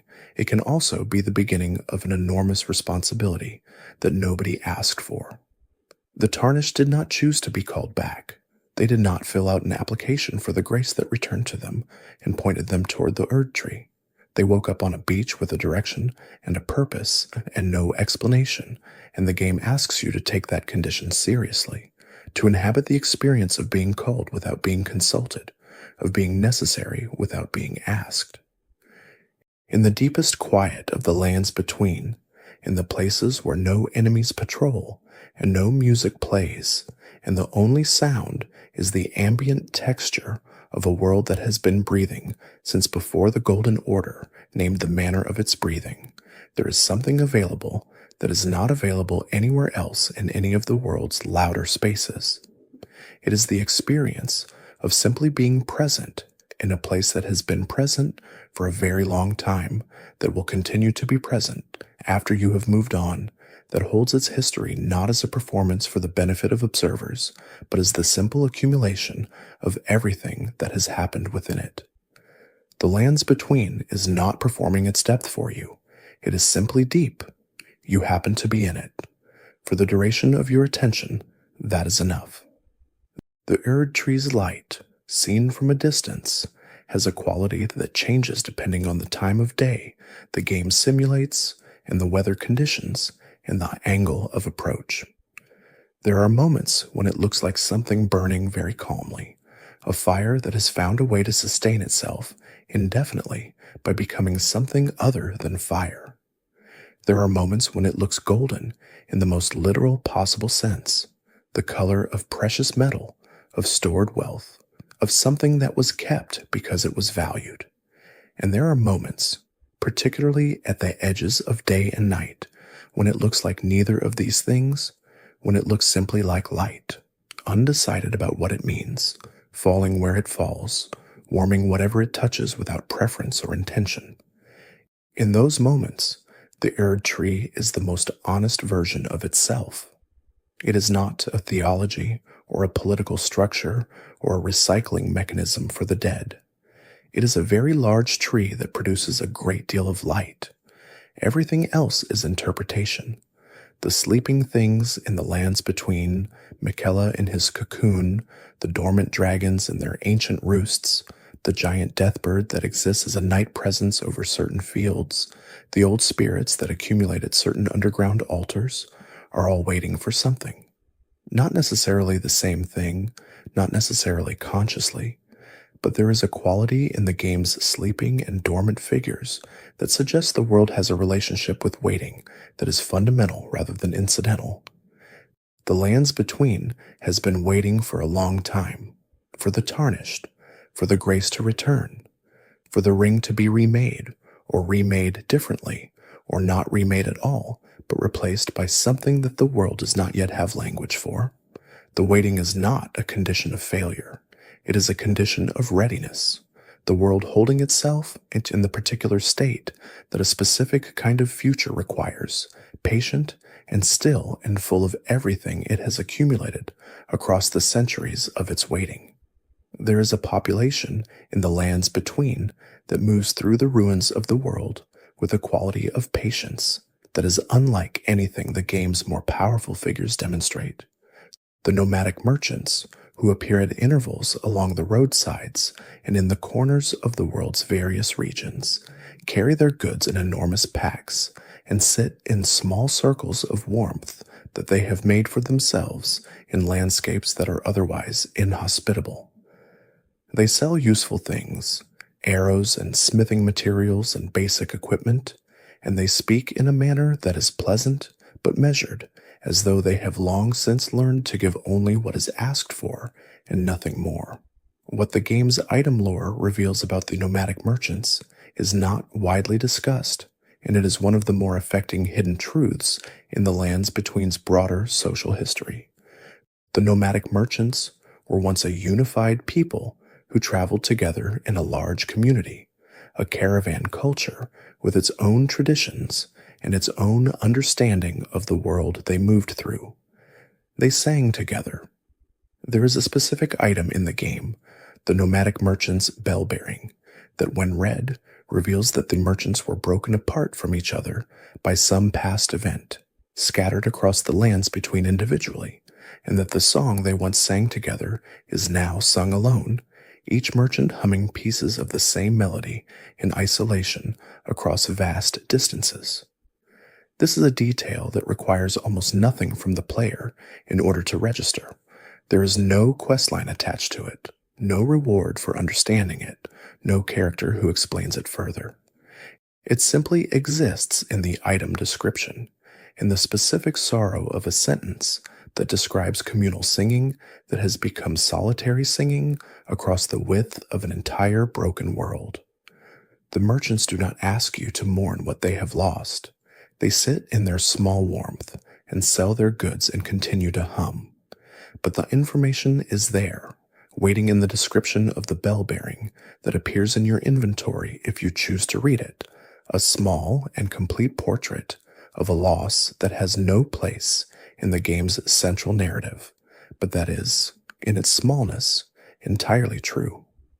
The distribution of the merchants across the lands between is itself a kind of map of a former wholeness. They are in Limgrave and in Liurnia and in the Altus Plateau and in Caelid and in the far underground spaces. They are in every region. What was once a community moving together has become a community of individuals placed at the far edges of each other's reach, each one a remnant of a collective that no longer exists as a collective. They continue the practices of the community in individual form, the warmth, the trade, the humming, but the practices are changed by the loss of the community that gave them their original meaning. A song sung by one person is a different thing from the same song sung by many. The melody may be identical, the act is entirely different. There is something in the nomadic merchant's situation that resonates beyond the world of the lands between, something that the game did not need to include, but did, and that inclusion is one of the small indicators of the depth of care that went into making this world. The question of what happens to communal practices when the community that sustained them is broken apart, when the song outlives the singer's proximity to each other, is not a question specific to a fantasy world. It is a question that real communities have faced in real history, and that individuals face in the smaller scale of their own lives when the people who shared particular things with them are gone or distant. The merchants carry that question in their item lore with a simplicity that does not try to universalize it. They simply tell you what happened to them. The resonance is yours to find. Godfrey, the first Elden Lord, is one of the most important figures in the Lands Between's history, and also one of the most psychologically complex, which is not a quality that his physical presentation immediately suggests. He is enormous, golden-haired, war-shaped in every aspect of his bearing. He holds an enormous axe. His first appearance in the game's memory sequence presents him as a figure of pure martial authority, a general's general, a man whose relationship with the world is organized primarily around the question of what he is fighting and how. What is hidden in Godfrey's lore is the more nuanced story of what he was before he became the first Elden Lord, and what he became after he was exiled. He was, before Marika chose him, a warrior named Huara Lu, a chieftain from a people called the Badlands, a figure who had earned his position through combat and through the specific quality of leadership that combat cultures recognize. He carried with him, in the earliest phase of his life, a beast called Sarosh, who is visible as the creature on his back in the game's encounter. Sarosh was not a decoration or a symbol. He was a living presence, a spirit of ferocity that Godfrey had tamed, or rather, that had agreed to serve as a restraint on Godfrey's own nature, a leash that Godfrey wore voluntarily because the force within him, without restraint, was more than he or anyone around him could manage. This is a specific and unusual detail. Godfrey, the figure who would become the first Elden Lord, the military commander of the Lands Between's unification, was himself restrained by a choice he made about his own nature. He was not powerful despite understanding his own destructive capacity. He was powerful in the specific way that comes from understanding what you are capable of and choosing to bind it with something living, something that would push back if the binding were needed. Sarosh is not a trophy. He is a collaboration, an agreement between Godfrey and a spirits of ferocity that said, in effect, we can both exist here, but only if I am present to keep what you are from going further than it should. When Marika exiled Godfrey, stripping him of his grace and sending him and his warriors out of the Lands Between, she did something that the game's lore describes with a specific detail. She made him the first of the tarnished. He was not merely exiled. He was the originating instance of the category that the player character belongs to. Every tarnished who exists in the game's present moment exists within a lineage that begins with Godfrey's exile. The tarnished are not a random population of people who happen to lose grace. They are the descendants and inheritors of a specific event, the exile of the first Elden Lord and his army, sent out of the world they had built and told to wander until grace found them again. Why Marika exiled him has several possible readings in the lore. The most commonly cited is that Godfrey had exhausted his wars, that there was nothing left for him to fight, and that a warrior without war is not able to grow in the way that the greater will apparently requires of those who serve its purposes. But there is another reading, one that sits beside the first without contradicting it, that Marika needed to be free of the obligation that Godfrey represented, free to take Radahn as her new consort, and to pursue whatever the next phase of the Golden Order required. Godfrey was exiled because the world had moved past what he was needed for. This is not a gentle thing to do to a person who built the world you are now finished needing him to maintain. His return in the game's endgame is framed as the answer to a summoning. The grace that sent him away has called him back, and he arrives not as the Golden Order adorned first Elden Lord, but as Huara Lu in his original identity, stripped of everything that the title gave him, fighting with the ferocity that Serash spent so many years restraining. He releases that restraint explicitly. He removes Serash. He becomes the thing he always was beneath the role, and in that becoming there is both a liberation and a loss. A man who spent his life shaped by a function, discovering what he is when the function is no longer required of him. What that man is turns out to be enormous and fierce and honest in a way that his tenure as Elden Lord may not have allowed him to be.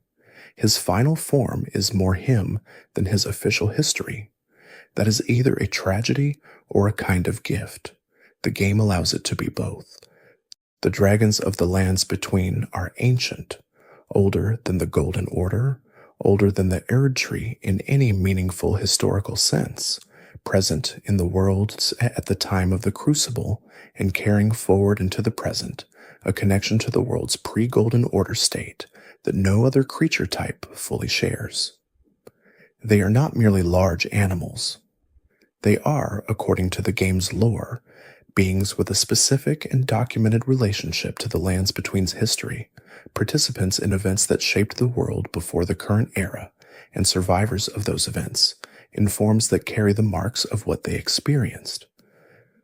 The Elden Dragon Grail, the enormous and dormant creature that lies in Caelid, surrounded by smaller dragons, is described in item lore as the mother of all dragons. Her scale is overwhelming even by the standards of a game that regularly presents the player with enormously scaled beings. She does not fight. She endures, surrounded by her children, in a landscape already being consumed by the scarlet rot. She is old in a way that is different from the aged humans and demigods of the game's present. Hers is the oldness of something that has been present since a fundamentally different era that watched the world change around it across time spans that make the Golden Order's history look brief. The ancient dragon lore connected to the Erdtree reveals a covenant that was struck between dragons and the Erdtree's power at some point in the world's history, a covenant in which the dragons agreed to something, gave up something, and received something in exchange.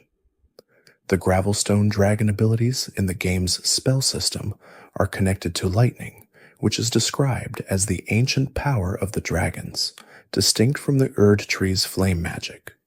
The split between these two forms of power, lightning and fire, maps onto a division between what was present before the Golden Order and what the Golden Order brought.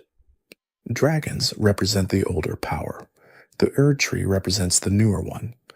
The covenant between them represents a negotiated coexistence between two cosmological forces that might otherwise have been in more direct conflict. Placidusax, who sleeps in a curled and timeless position at the center of an impossible crumbling space at the base of the game's highest elevation, carries a title that speaks directly to the nature of his loss. He was Elden Lord in the age before the Elden Ring, as it currently exists, in the service of a god who subsequently abandoned the lands between. He was left behind. His god departed. For what reason, toward what destination, the lore does not say, and Placidusax remained waiting, in a space outside ordinary time, for a return that has never come. He is described as still awaiting the return of his god. He has been waiting in that curled position, in that collapsed time-space, for an indeterminate period that the game's design implies has been very long. This is a detail about loyalty that is almost unbearably poignant if you allow yourself to sit with it. Placidusax was not defeated. He was not exiled or shattered or corrupted. He made a choice to wait, a choice whose difficulty is measured by the scale of the waiting that choice has required. Whatever he was, whatever his relationship to his departed god was, it was sufficient to keep him in that position through whatever length of time the transition from his era to the present one represents. He is still waiting when the tarnished arrives. He is still, in the most fundamental sense of the word, faithful to something that has given him no sign that his faithfulness is known or appreciated. The encounter with Placidusax is, in the context of that lore, not a battle against an enemy. It is an interruption of a vigil. The lesser dragons who populate Caelid and the mountaintops and the volcanic regions each carry traces of the larger dragon history in their item drops and in their behaviors. They are not mere wildlife, they are the diminished inheritors of a tradition that was once cosmologically significant, now reduced by the passage of time and the rot's spread and the general diminishment that the shattering caused to everything that was not directly serving a demigod's immediate agenda. They carry lightning in the old way. They breathe fire in combinations that speak to old powers not entirely lost.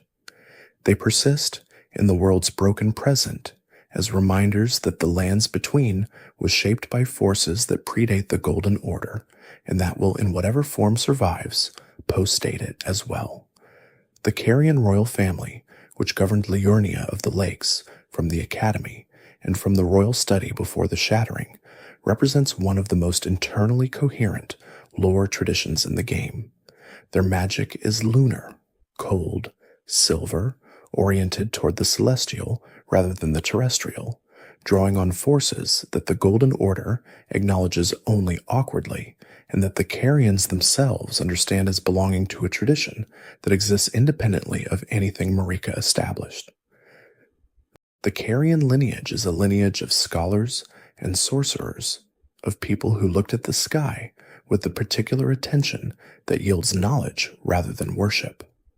The moon is not merely a symbol in the Carian tradition. It is, according to item lore connected to the Academy and to Renalla's spells, a genuine source of magical influence, a celestial body with properties that can be studied and understood and eventually accessed the way one might access any resource through sustained attention and appropriate methodology. The sorceries associated with the moon are not prayers. They are the results of inquiry. They represent a relationship with cosmic forces that is fundamentally empirical rather than devotional, an approach to the world's deep structures that is distinct from both the Golden Order's faith and the underground culture's ancestral rites. Renalla's full moon spell is, in this context, not merely a powerful attack.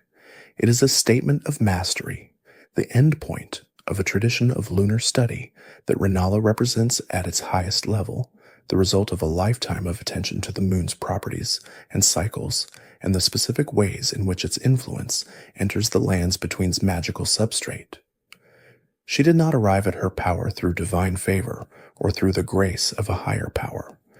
She arrived at it through scholarship, which is a different kind of achievement and a different kind of relationship with power, one that belongs to the person who did the work rather than to the force that granted the gift. Ranni's connection to the lunar tradition is both inheritance and departure. She inherits from Renalla a tradition of lunar magic and an orientation toward the sky rather than toward the Erdtree.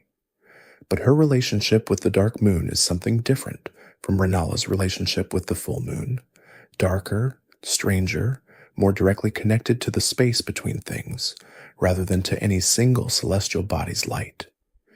The dark moon is the moon when it is not illuminated, when it is present in the sky, only as an absence, a darkness against a darker darkness, visible only by what it blocks. Ranni's magic is not the magic of the moon's light. It is the magic of the moon's hidden face, of the part that is always turned away. The glintstone sorceries, which the Academy systematized and taught, draw on the crystalline material found in fallen stars, a connection to the larger cosmological history of the lands between, in which the sky and the earth have been in a relationship of exchange since long before the Golden Order named what that exchange meant. Glintstones are, according to the game's lore, the remnants of stars that fell, pieces of the sky's substance now embedded in the earth, carrying within their mineral structure some trace of the cosmic energy they held before they fell. To use glintstone in sorcery is to use the sky's own material as a medium, to access through crystal what was once carried through light. The Academy understood this. It is why their tower reaches upward. The Lucarian sorceries are among the most precisely documented magical traditions in the game's lore, and what they document alongside their specific effects is a particular kind of intellectual culture, one that maintains records, that values transmission across generations, that builds knowledge cumulatively rather than treating each practitioner as a solitary genius reinventing their art from scratch. The Academy's students are not self-taught eccentrics. They are participants in a tradition, and the items associated with them carry the record of that tradition's development in their descriptions. This is, in itself, a lore detail, the fact that knowledge in the lands between can be institutional as well as individual, that some of what the world knows has been carefully maintained rather than simply discovered and then lost. Volcano Manor is one of the more atmospherically distinctive locations in Elden Ring, and its lore is as strange as its setting warrants. It is a manor built inside a volcano, not at the volcano's foot, not in its shadow, but inside it, at the edge of the magma that fills the mountain's interior. The people who live there have chosen to make their home in a place that is, by every ordinary standard, extraordinarily dangerous, and that choice speaks to something about their relationship with danger and with the world's ordinary standards. The inhabitants of the manor are, loosely, a collection of beings who have rejected the Golden Order's authority, who have chosen, in one form or another, to exist outside the system that the Ring's law established. Rykard, who rules the manor as its patron, is a demigod who made a choice so extreme that it stands as one of the most transgressive acts in a game populated with transgressive acts. He allowed himself to be consumed by the god-devouring serpent, deliberately merging his consciousness with an ancient creature that predates the Golden Order's arrival, becoming something that is neither demigod nor serpent, but a specific and disturbing fusion of both. His stated goal was to achieve immortality through this fusion. Whether it worked depends on how you define the things it was supposed to accomplish. The god-devouring serpent is an important figure in the game's pre-Golden Order history. It is described as something that the Golden Order has been attempting to suppress for the entirety of its existence, an entity that represents a principle of consumption so fundamental that it cannot be incorporated into the Order's system of managed life and death. It simply eats. It eats gods. It eats the divine substance that the Golden Order is built around protecting and distributing carefully. From the Order's perspective, the serpent is a threat to the entire architecture of the world's sacred economy.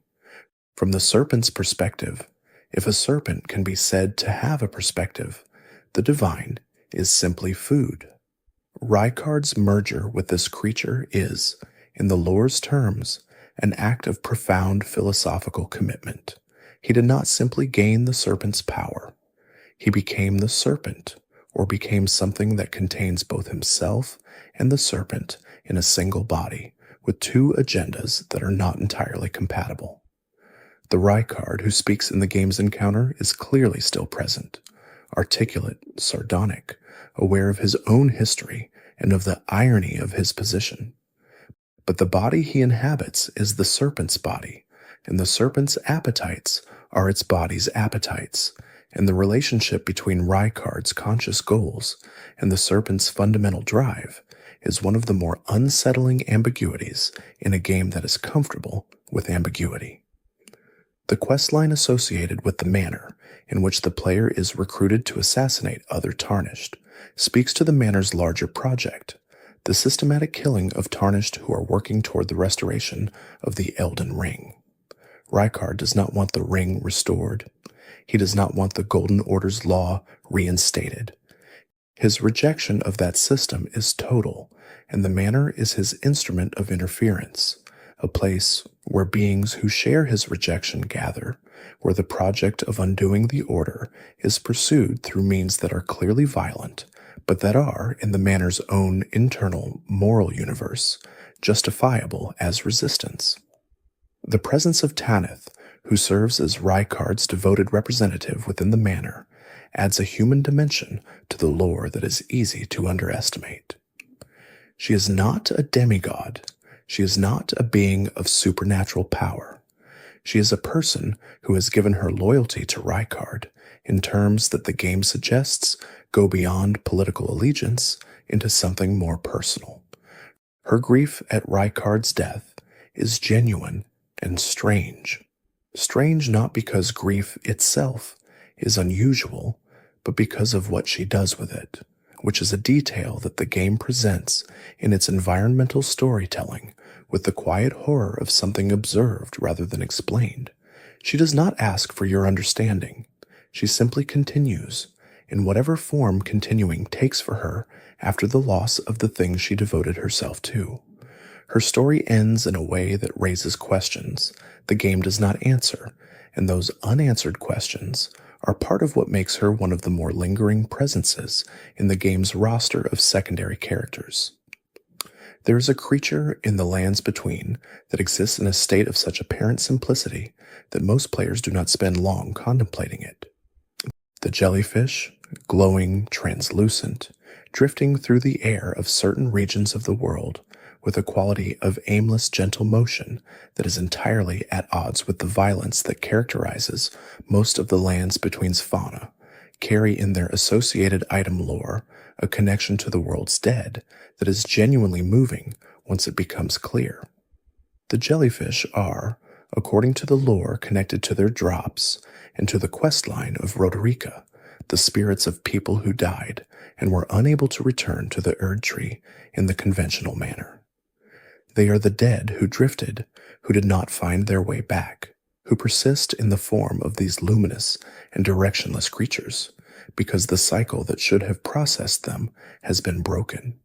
They are not hostile, they are not tormented, they are simply present, drifting, carrying within their soft forms some remnant of the people they once were, in a state that is neither rest nor continuation, but something between them that has no name in the Golden Order's theology because the Golden Order did not design this outcome and did not prepare a category for it. Roderica's connection to these spirits, her ability to perceive them, her desire to help them, and eventually her development into a spirit tuner who can communicate with the dead and strengthen their ability to manifest, is a questline that is easy to miss and that rewards attention in ways that go beyond its mechanical benefits. She begins as a person who has lost everyone she came to the lands between with, whose companions all became the jellyfish spirits she can see drifting around her. Her response to this loss is not bitterness. It is a turned attention toward the spirits themselves, toward the question of what can be done for them, toward the development of an ability that allows her to serve as a bridge between the living and this particular form of the dead. The spirit-calling bell and the ashes that the player uses throughout the game are, in the context of the jellyfish lore, not merely mechanical tools for summoning combat assistance. They are, within the world's own internal logic, the means by which the dead are given a form of purpose, a temporary manifestation in the living world, a moment of usefulness after a death that the cycle should have concluded, but that the shattering left unfinished. The ashes contain something of the person who once existed. When they are summoned, that something is present again, briefly, in a form that can act. Roderika's ability to strengthen these manifestations is an ability to make more possible for beings who, in the absence of the cycle's proper function, have nowhere else to go. The fact that the most quietly hopeful questline in Elden Ring involves a person developing the ability to help the dead that the world's machinery has abandoned is not a coincidence. It is a design choice that speaks to something the game believes about what remains possible even in the deepest brokenness. Not cosmic restoration, not the repair of every system, but the small, specific, careful attention of one person toward the beings that the large systems have left behind. Roderika is not trying to fix the Erdtree. She is trying to help the particular spirits drifting around her find something useful to do with what they have left. This is a different kind of hope than the hope associated with becoming Elden Lord. It is smaller. It is more certain of succeeding. The paintings found throughout the lands between are not merely decorative objects. They are, in the game's internal logic, functional, each one a created space, a world within the world, made by a painter with the specific intention of providing somewhere for a particular kind of being to exist without the pressures that the surface world would otherwise apply to them. The painted worlds are sanctuaries. Their interiors are real, which is to say physically accessible, traversable spaces that were brought into existence through the act of skilled artistic creation. They are among the most extraordinary things in the lands between's history, and they are the product of a tradition of painting that the game's item lore treats with the gravity it deserves. Haligtree's painted world is the destination of a quest line that unfolds slowly across the game's second half, and its lore is connected to the figure of Miquella in ways that, when fully understood, add a further dimension to his larger project. The painted world was made as a place of rest, a quiet space, removed from the conflicts of the surface world, where beings who needed somewhere gentle could go. The painter who made it, a child with a specific ability for creating worlds through the medium of paint, was connected to the tradition of the Snow Witch and to the older magical lineages as that Ranni also draws from. The act of painting a world is, in the lands between's cosmology, an act that does not merely represent a place, but makes it a creative act of such specificity and intentionality that it produces something real from something imagined. The quest line associated with the painted world involves bringing warmth to a cold place, a small quest, in the game's mechanical terms, with no great reward attached to its completion. But the resonance of the act, in the context of the game's larger preoccupations, is considerable.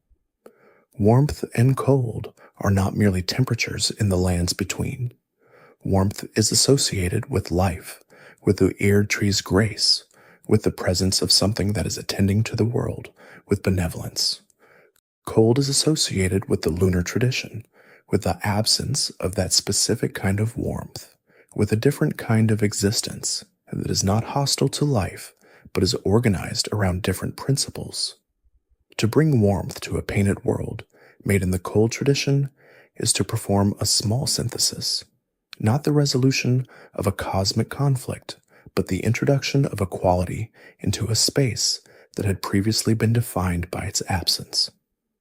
The figure who waits in that painted world for the warmth to arrive is one of the quietest presences in the game's roster of memorable characters.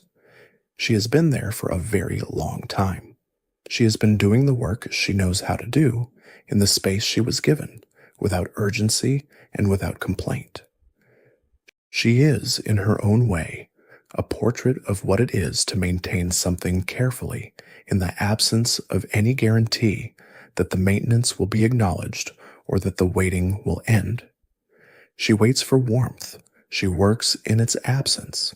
She receives it when it comes, with a simplicity that suggests she has not allowed herself to expect it.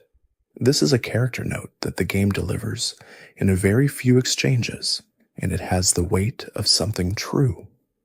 Throughout the lands between, there are figures who carry power that is not originally theirs, who wield it either by agreement, by theft, or by some process of transmission that the original holder may or may not have sanctioned. The Great Runes are the most obvious instance of this. Each demigod carries a fragment of the Elden Ring's law, not because they were born with it, but because it scattered to them. It came to them in the shattering, and they claimed it, and their claim has given them an authority that the ring's original structure did not intend to distribute in this way. What the game's lore explores, through the demigod's various situations, is the question of what borrowed power does to the person who holds it. Morgott holds his shard, but refuses to use it in the way it was designed to be used. He will not sit upon the Elden Throne, will not claim the position that his possession of the Great Rune technically qualifies him for. His refusal is not weakness. It is a moral position, an understanding that the power he holds was not meant for someone marked as he is marked. A refusal to claim something that the world he loves would consider stolen rather than earned. He holds the power and maintains the capital and serves the system that has rejected him, and he does all of this without the compensation of using what he carries. This is the most extreme form of held restraint in the game, and it is what makes Morgott's story so lastingly affecting. Godric's use of his Great Rune, by contrast, is the story of someone who has the borrowed power and cannot make it feel like enough. He grafts, he adds, he takes the limbs of others and attaches them to his own body as though accumulation of physical presence can substitute for the depth of power he lacks. His Great Rune is real, and his authority to hold it is technically legitimate, and none of that is sufficient to make him feel secure in what he has. He is a figure of insecurity made enormous, someone who has been given more than enough, and for whom more than enough is never sufficient, because the problem he is trying to solve with accumulation is not a problem of quantity. Radahn's use of his Great Rune, which governs the stars, is connected to the gravity magic he learned and to the astronomical work he undertook in service of whatever the stars' movement would have caused. He is, of the demigods, the one whose use of his borrowed power is most oriented outward, not toward personal gain or personal security, but toward the management of something larger than himself. His madness, which the rot produced in him, yet does not eliminate the power he holds, but it eliminates his ability to use it intentionally. The stars he held in place were held by a will that the rot eventually consumed. What he was maintaining through the exercise of his power becomes in his madness something he can no longer maintain, even though the power is still present. The power outlasts the intention that made it coherent. What this pattern reveals, across the various demigods, is something that the game seems to believe about power in general, that power without a coherent relationship to its own purpose is unstable. It does not simply exist neutrally. It does something to the person who holds it, to the world around that person, to the possibilities that its presence opens and forecloses. The Great Runes are not inert objects. They are active shaping forces, and they shape the people who carry them as much as they shape anything else. The demigods are not merely people who happen to have power. They are people who have been changed by carrying power that was designed for a purpose they did not inherit, along with the power itself. They have the instrument.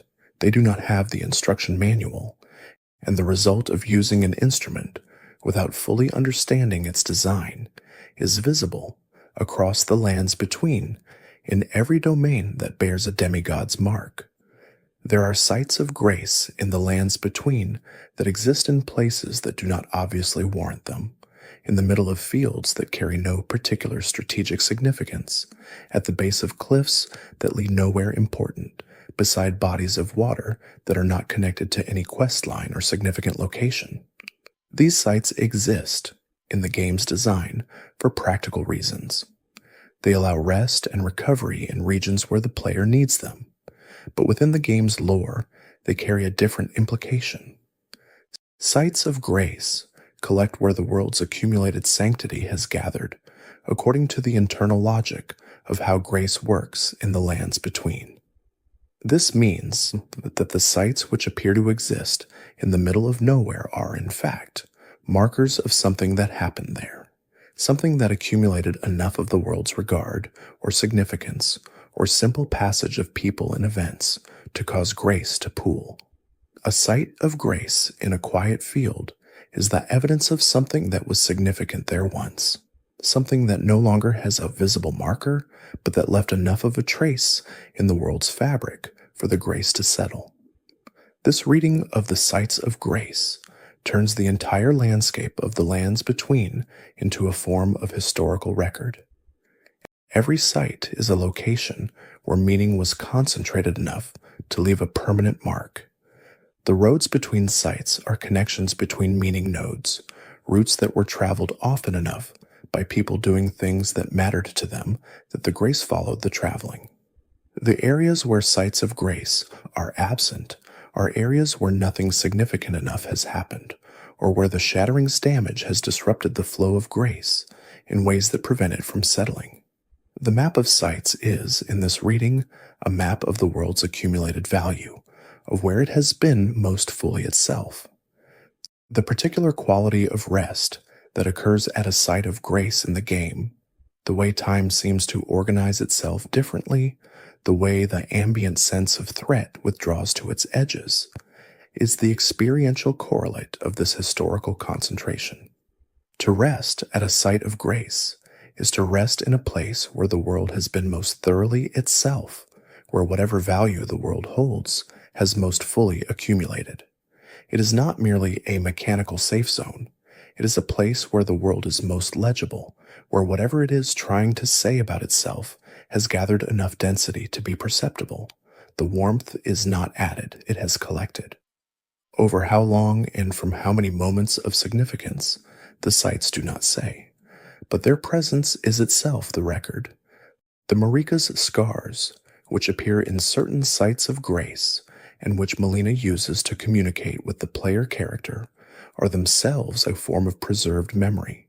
The traces of Marika's own passage through those sites marks that she left not deliberately, but as a consequence of carrying within herself the law of the world through which she passed. Where Marika rested, something of her remained. Where the queen of the lands between sat down beside a fire, the nature of her presence impressed itself into the place in a way that survived everything that has happened since. These are not sacred inscriptions. They are simply the marks of someone whose nature was so thoroughly interwoven with the world's own laws that she could not pass through it without leaving a record. Stormveil Castle was not always what the game's present shows.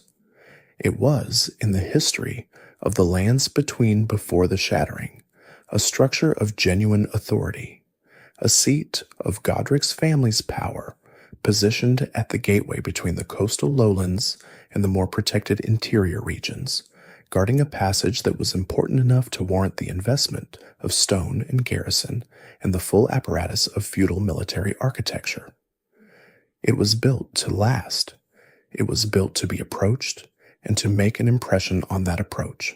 The ascending path, the scale of the walls, the visible intention of a structure designed to be seen from a distance, and to communicate something about the power it protected. What Stormveil communicates in the game's present is something more complicated than simple power. It communicates the persistence of form after the content has changed. The castle still stands. The passages still exist. The battlements are still manned after a fashion. But the authority it was built to serve has fragmented into something that the castle's architecture was not designed to accommodate. Godric, the weakest of the shard-bearers, the most insecure, the most given to accumulation as a substitute for depth, is not the lord the castle was built for. He is the inheritor of a structure that was made for something grander than he has been able to become, and the gap between the castle's architecture and the quality of its current inhabitant is one of the first specific instances of the larger gap that characterizes the lands between, in general, the gap between what things were made to hold and what they are currently holding. The grafted dead who populate its lower depths are the most viscerally disturbing version of Godric's project. Human remains arranged into configurations that are not human, assembled from multiple bodies into single massive forms, the raw material of Godric's ambition in its most literal expression. These are not monsters in the traditional sense. They are something sadder, the result of a lord who looked at the resources available to him, the bodies of people who died in and around his castle, and saw not individuals to be mourned and returned to the Erdtree's cycle but material to be repurposed. The grafted scion that serves as the game's opening encounter is, in the context of the castle's full lore, a preview of this logic at a scale small enough to approach before the logic is fully understood. The connection between Stormveil's design and the lands between's geography tells a further story. The castle sits at a specific choke point, controlling access between regions in a way that suggests its original architects understood the land structure and built the castle to take advantage of it. There was a sophistication to the original construction that survives even in the castle's current ruinous and modified state, in the placement of walls, in the use of the land's natural elevation, in the defensive logic of the approach. Someone built this with genuine knowledge of what a fortification needs to be to do its job. That knowledge is present in the stones regardless of what they have been used for since. The craft outlives the purpose that commissioned it, which is a truth the lands between repeats across many of its constructed spaces, each one carrying in its own material the intelligence of whoever made it, intact and available even when the intention that directed that intelligence is gone. Among the more cosmologically significant creatures in the lands between, and among the most dangerous in a purely physical sense, the rune bears carry in their altered forms a direct indication of what happens to living things in the immediate vicinity of a great rune's unmanaged power. They are bears, large, powerful, not remarkable in any supernatural sense in their original form, who have been exposed to the concentrated energy of the Elden Ring's fragments and transformed by that exposure into something that is still recognizably a bear, but that has become so saturated with runic power that their bodies have begun to exceed the tolerances of what bear bodies are designed to be. They are not hostile because they were corrupted in any moral sense. They are hostile because the power they carry is too large for them, because they are in a constant state of physical stress produced by containing something that was not designed to be contained in a body of their dimensions, because existing has become a condition of ongoing pain that nothing they do can address. The rune bears are the most visible instance of a phenomenon that the game's lore treats with consistency.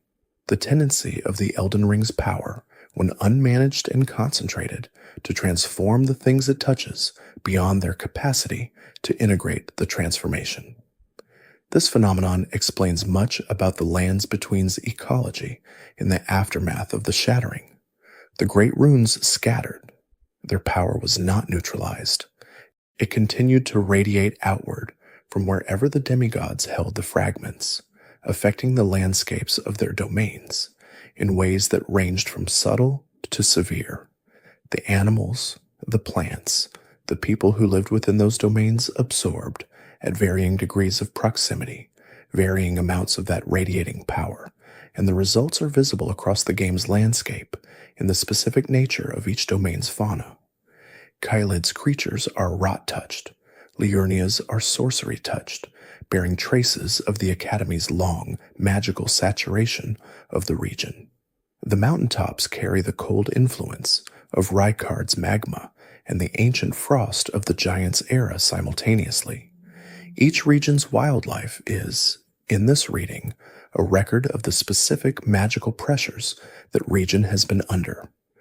The ghost fires that burn throughout the lands between, the pale flames that float above the ground in regions associated with significant death and disruption, are connected in the lore to the uncollected dead, to the spirits who could not be returned to the Erdtree in the aftermath of the shattering.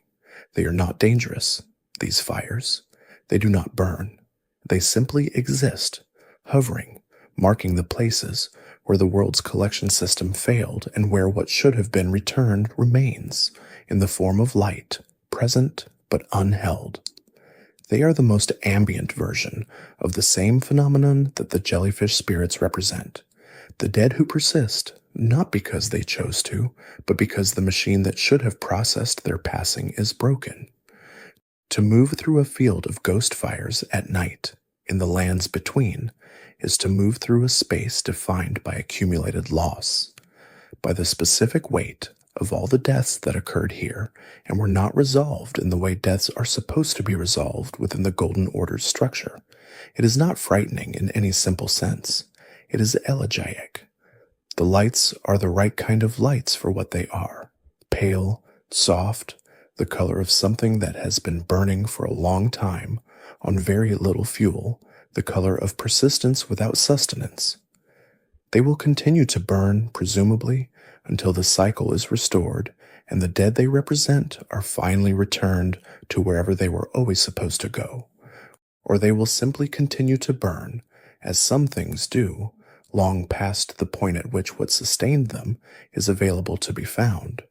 Time in the lands between does not move the way time moves in a world without magic and without the particular cosmological pressures that the game's lore describes. The presence of the Rune of Death removed from the ring's active structure means that the normal relationship between biological processes and the passage of time has been disrupted for those who live under the Golden Order's jurisdiction.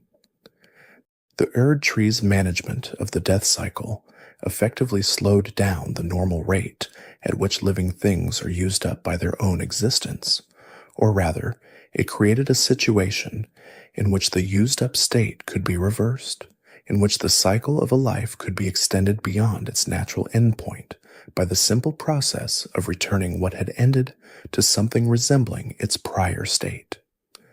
This has implications for how time is experienced in the lands between by beings of different kinds.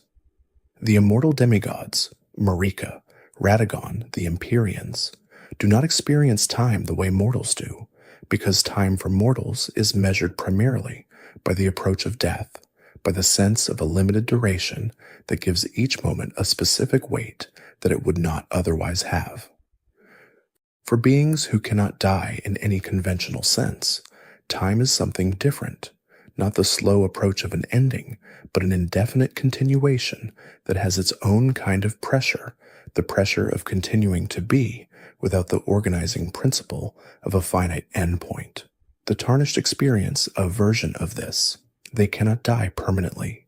Each death returns them to the last site of grace, to begin again from a point that is not precisely where they left off, but that is close enough. What does this do to their experience of the world?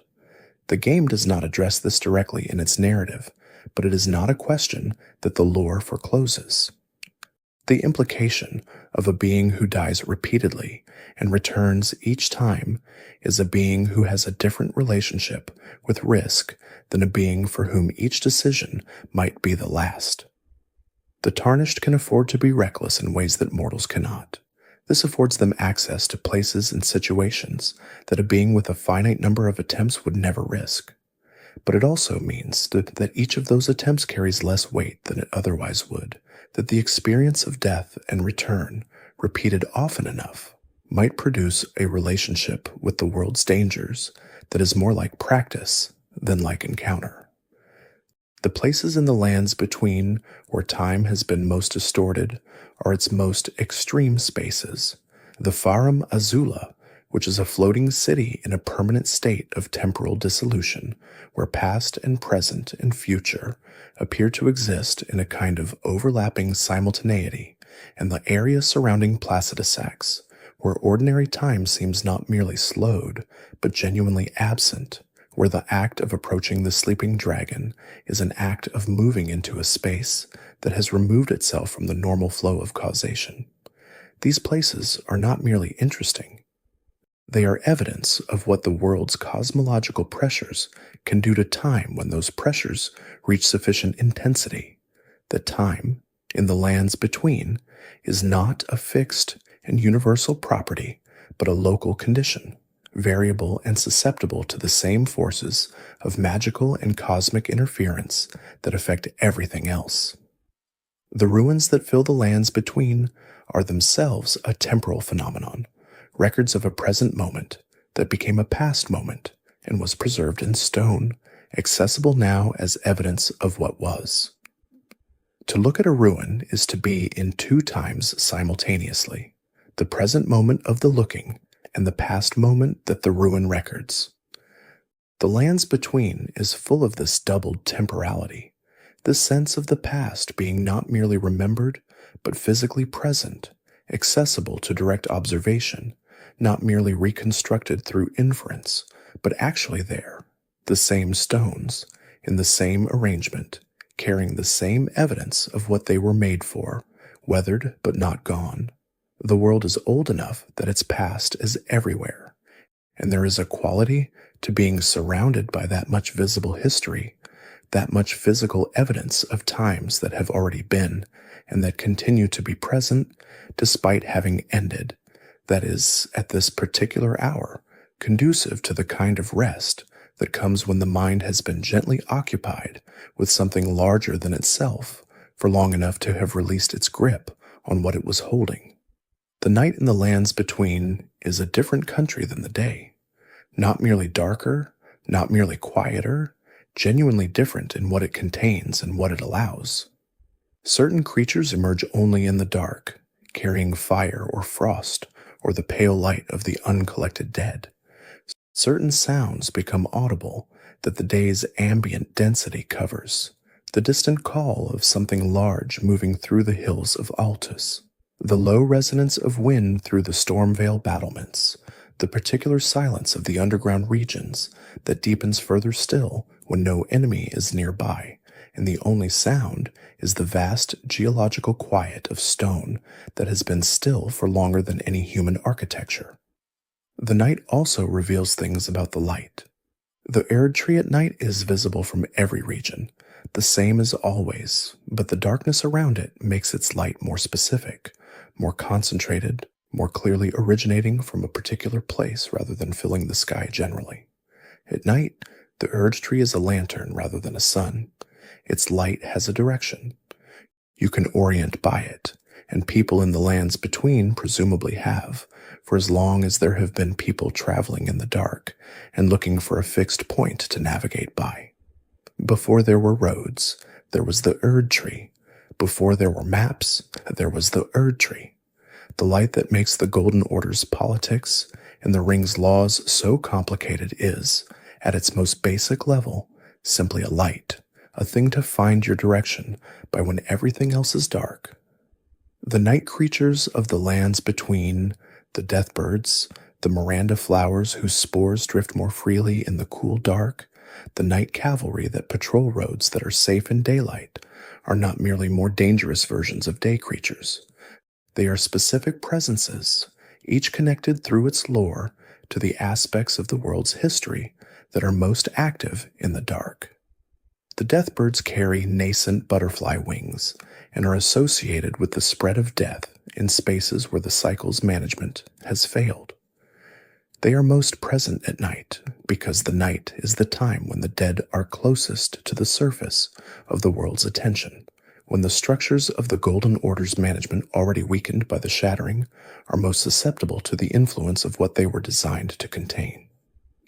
The Night of Night, the Black Knife Trackers, the various assassin figures that operate in the lands between's dark spaces, those too are creatures of the night in a specific sense. They are beings whose work requires concealment, whose purposes are best served by the confusion and reduced visibility that darkness provides. The Black Knife assassins who carried out the assassination that began everything moved in darkness. The Tarnished, who follow quest lines through the game's most hidden spaces, often do so at locations where darkness is the setting's dominant quality. The world's secrets, as a consistent rule, live in its darker places, in the spaces where the Erdtree's gold does not fully reach, where a different kind of attention is needed to see clearly. Thanks for watching. If these stories helped you relax, there's another video waiting on the left of your screen. You can let it play as you close your eyes. You might hear something soothing before you fall asleep again.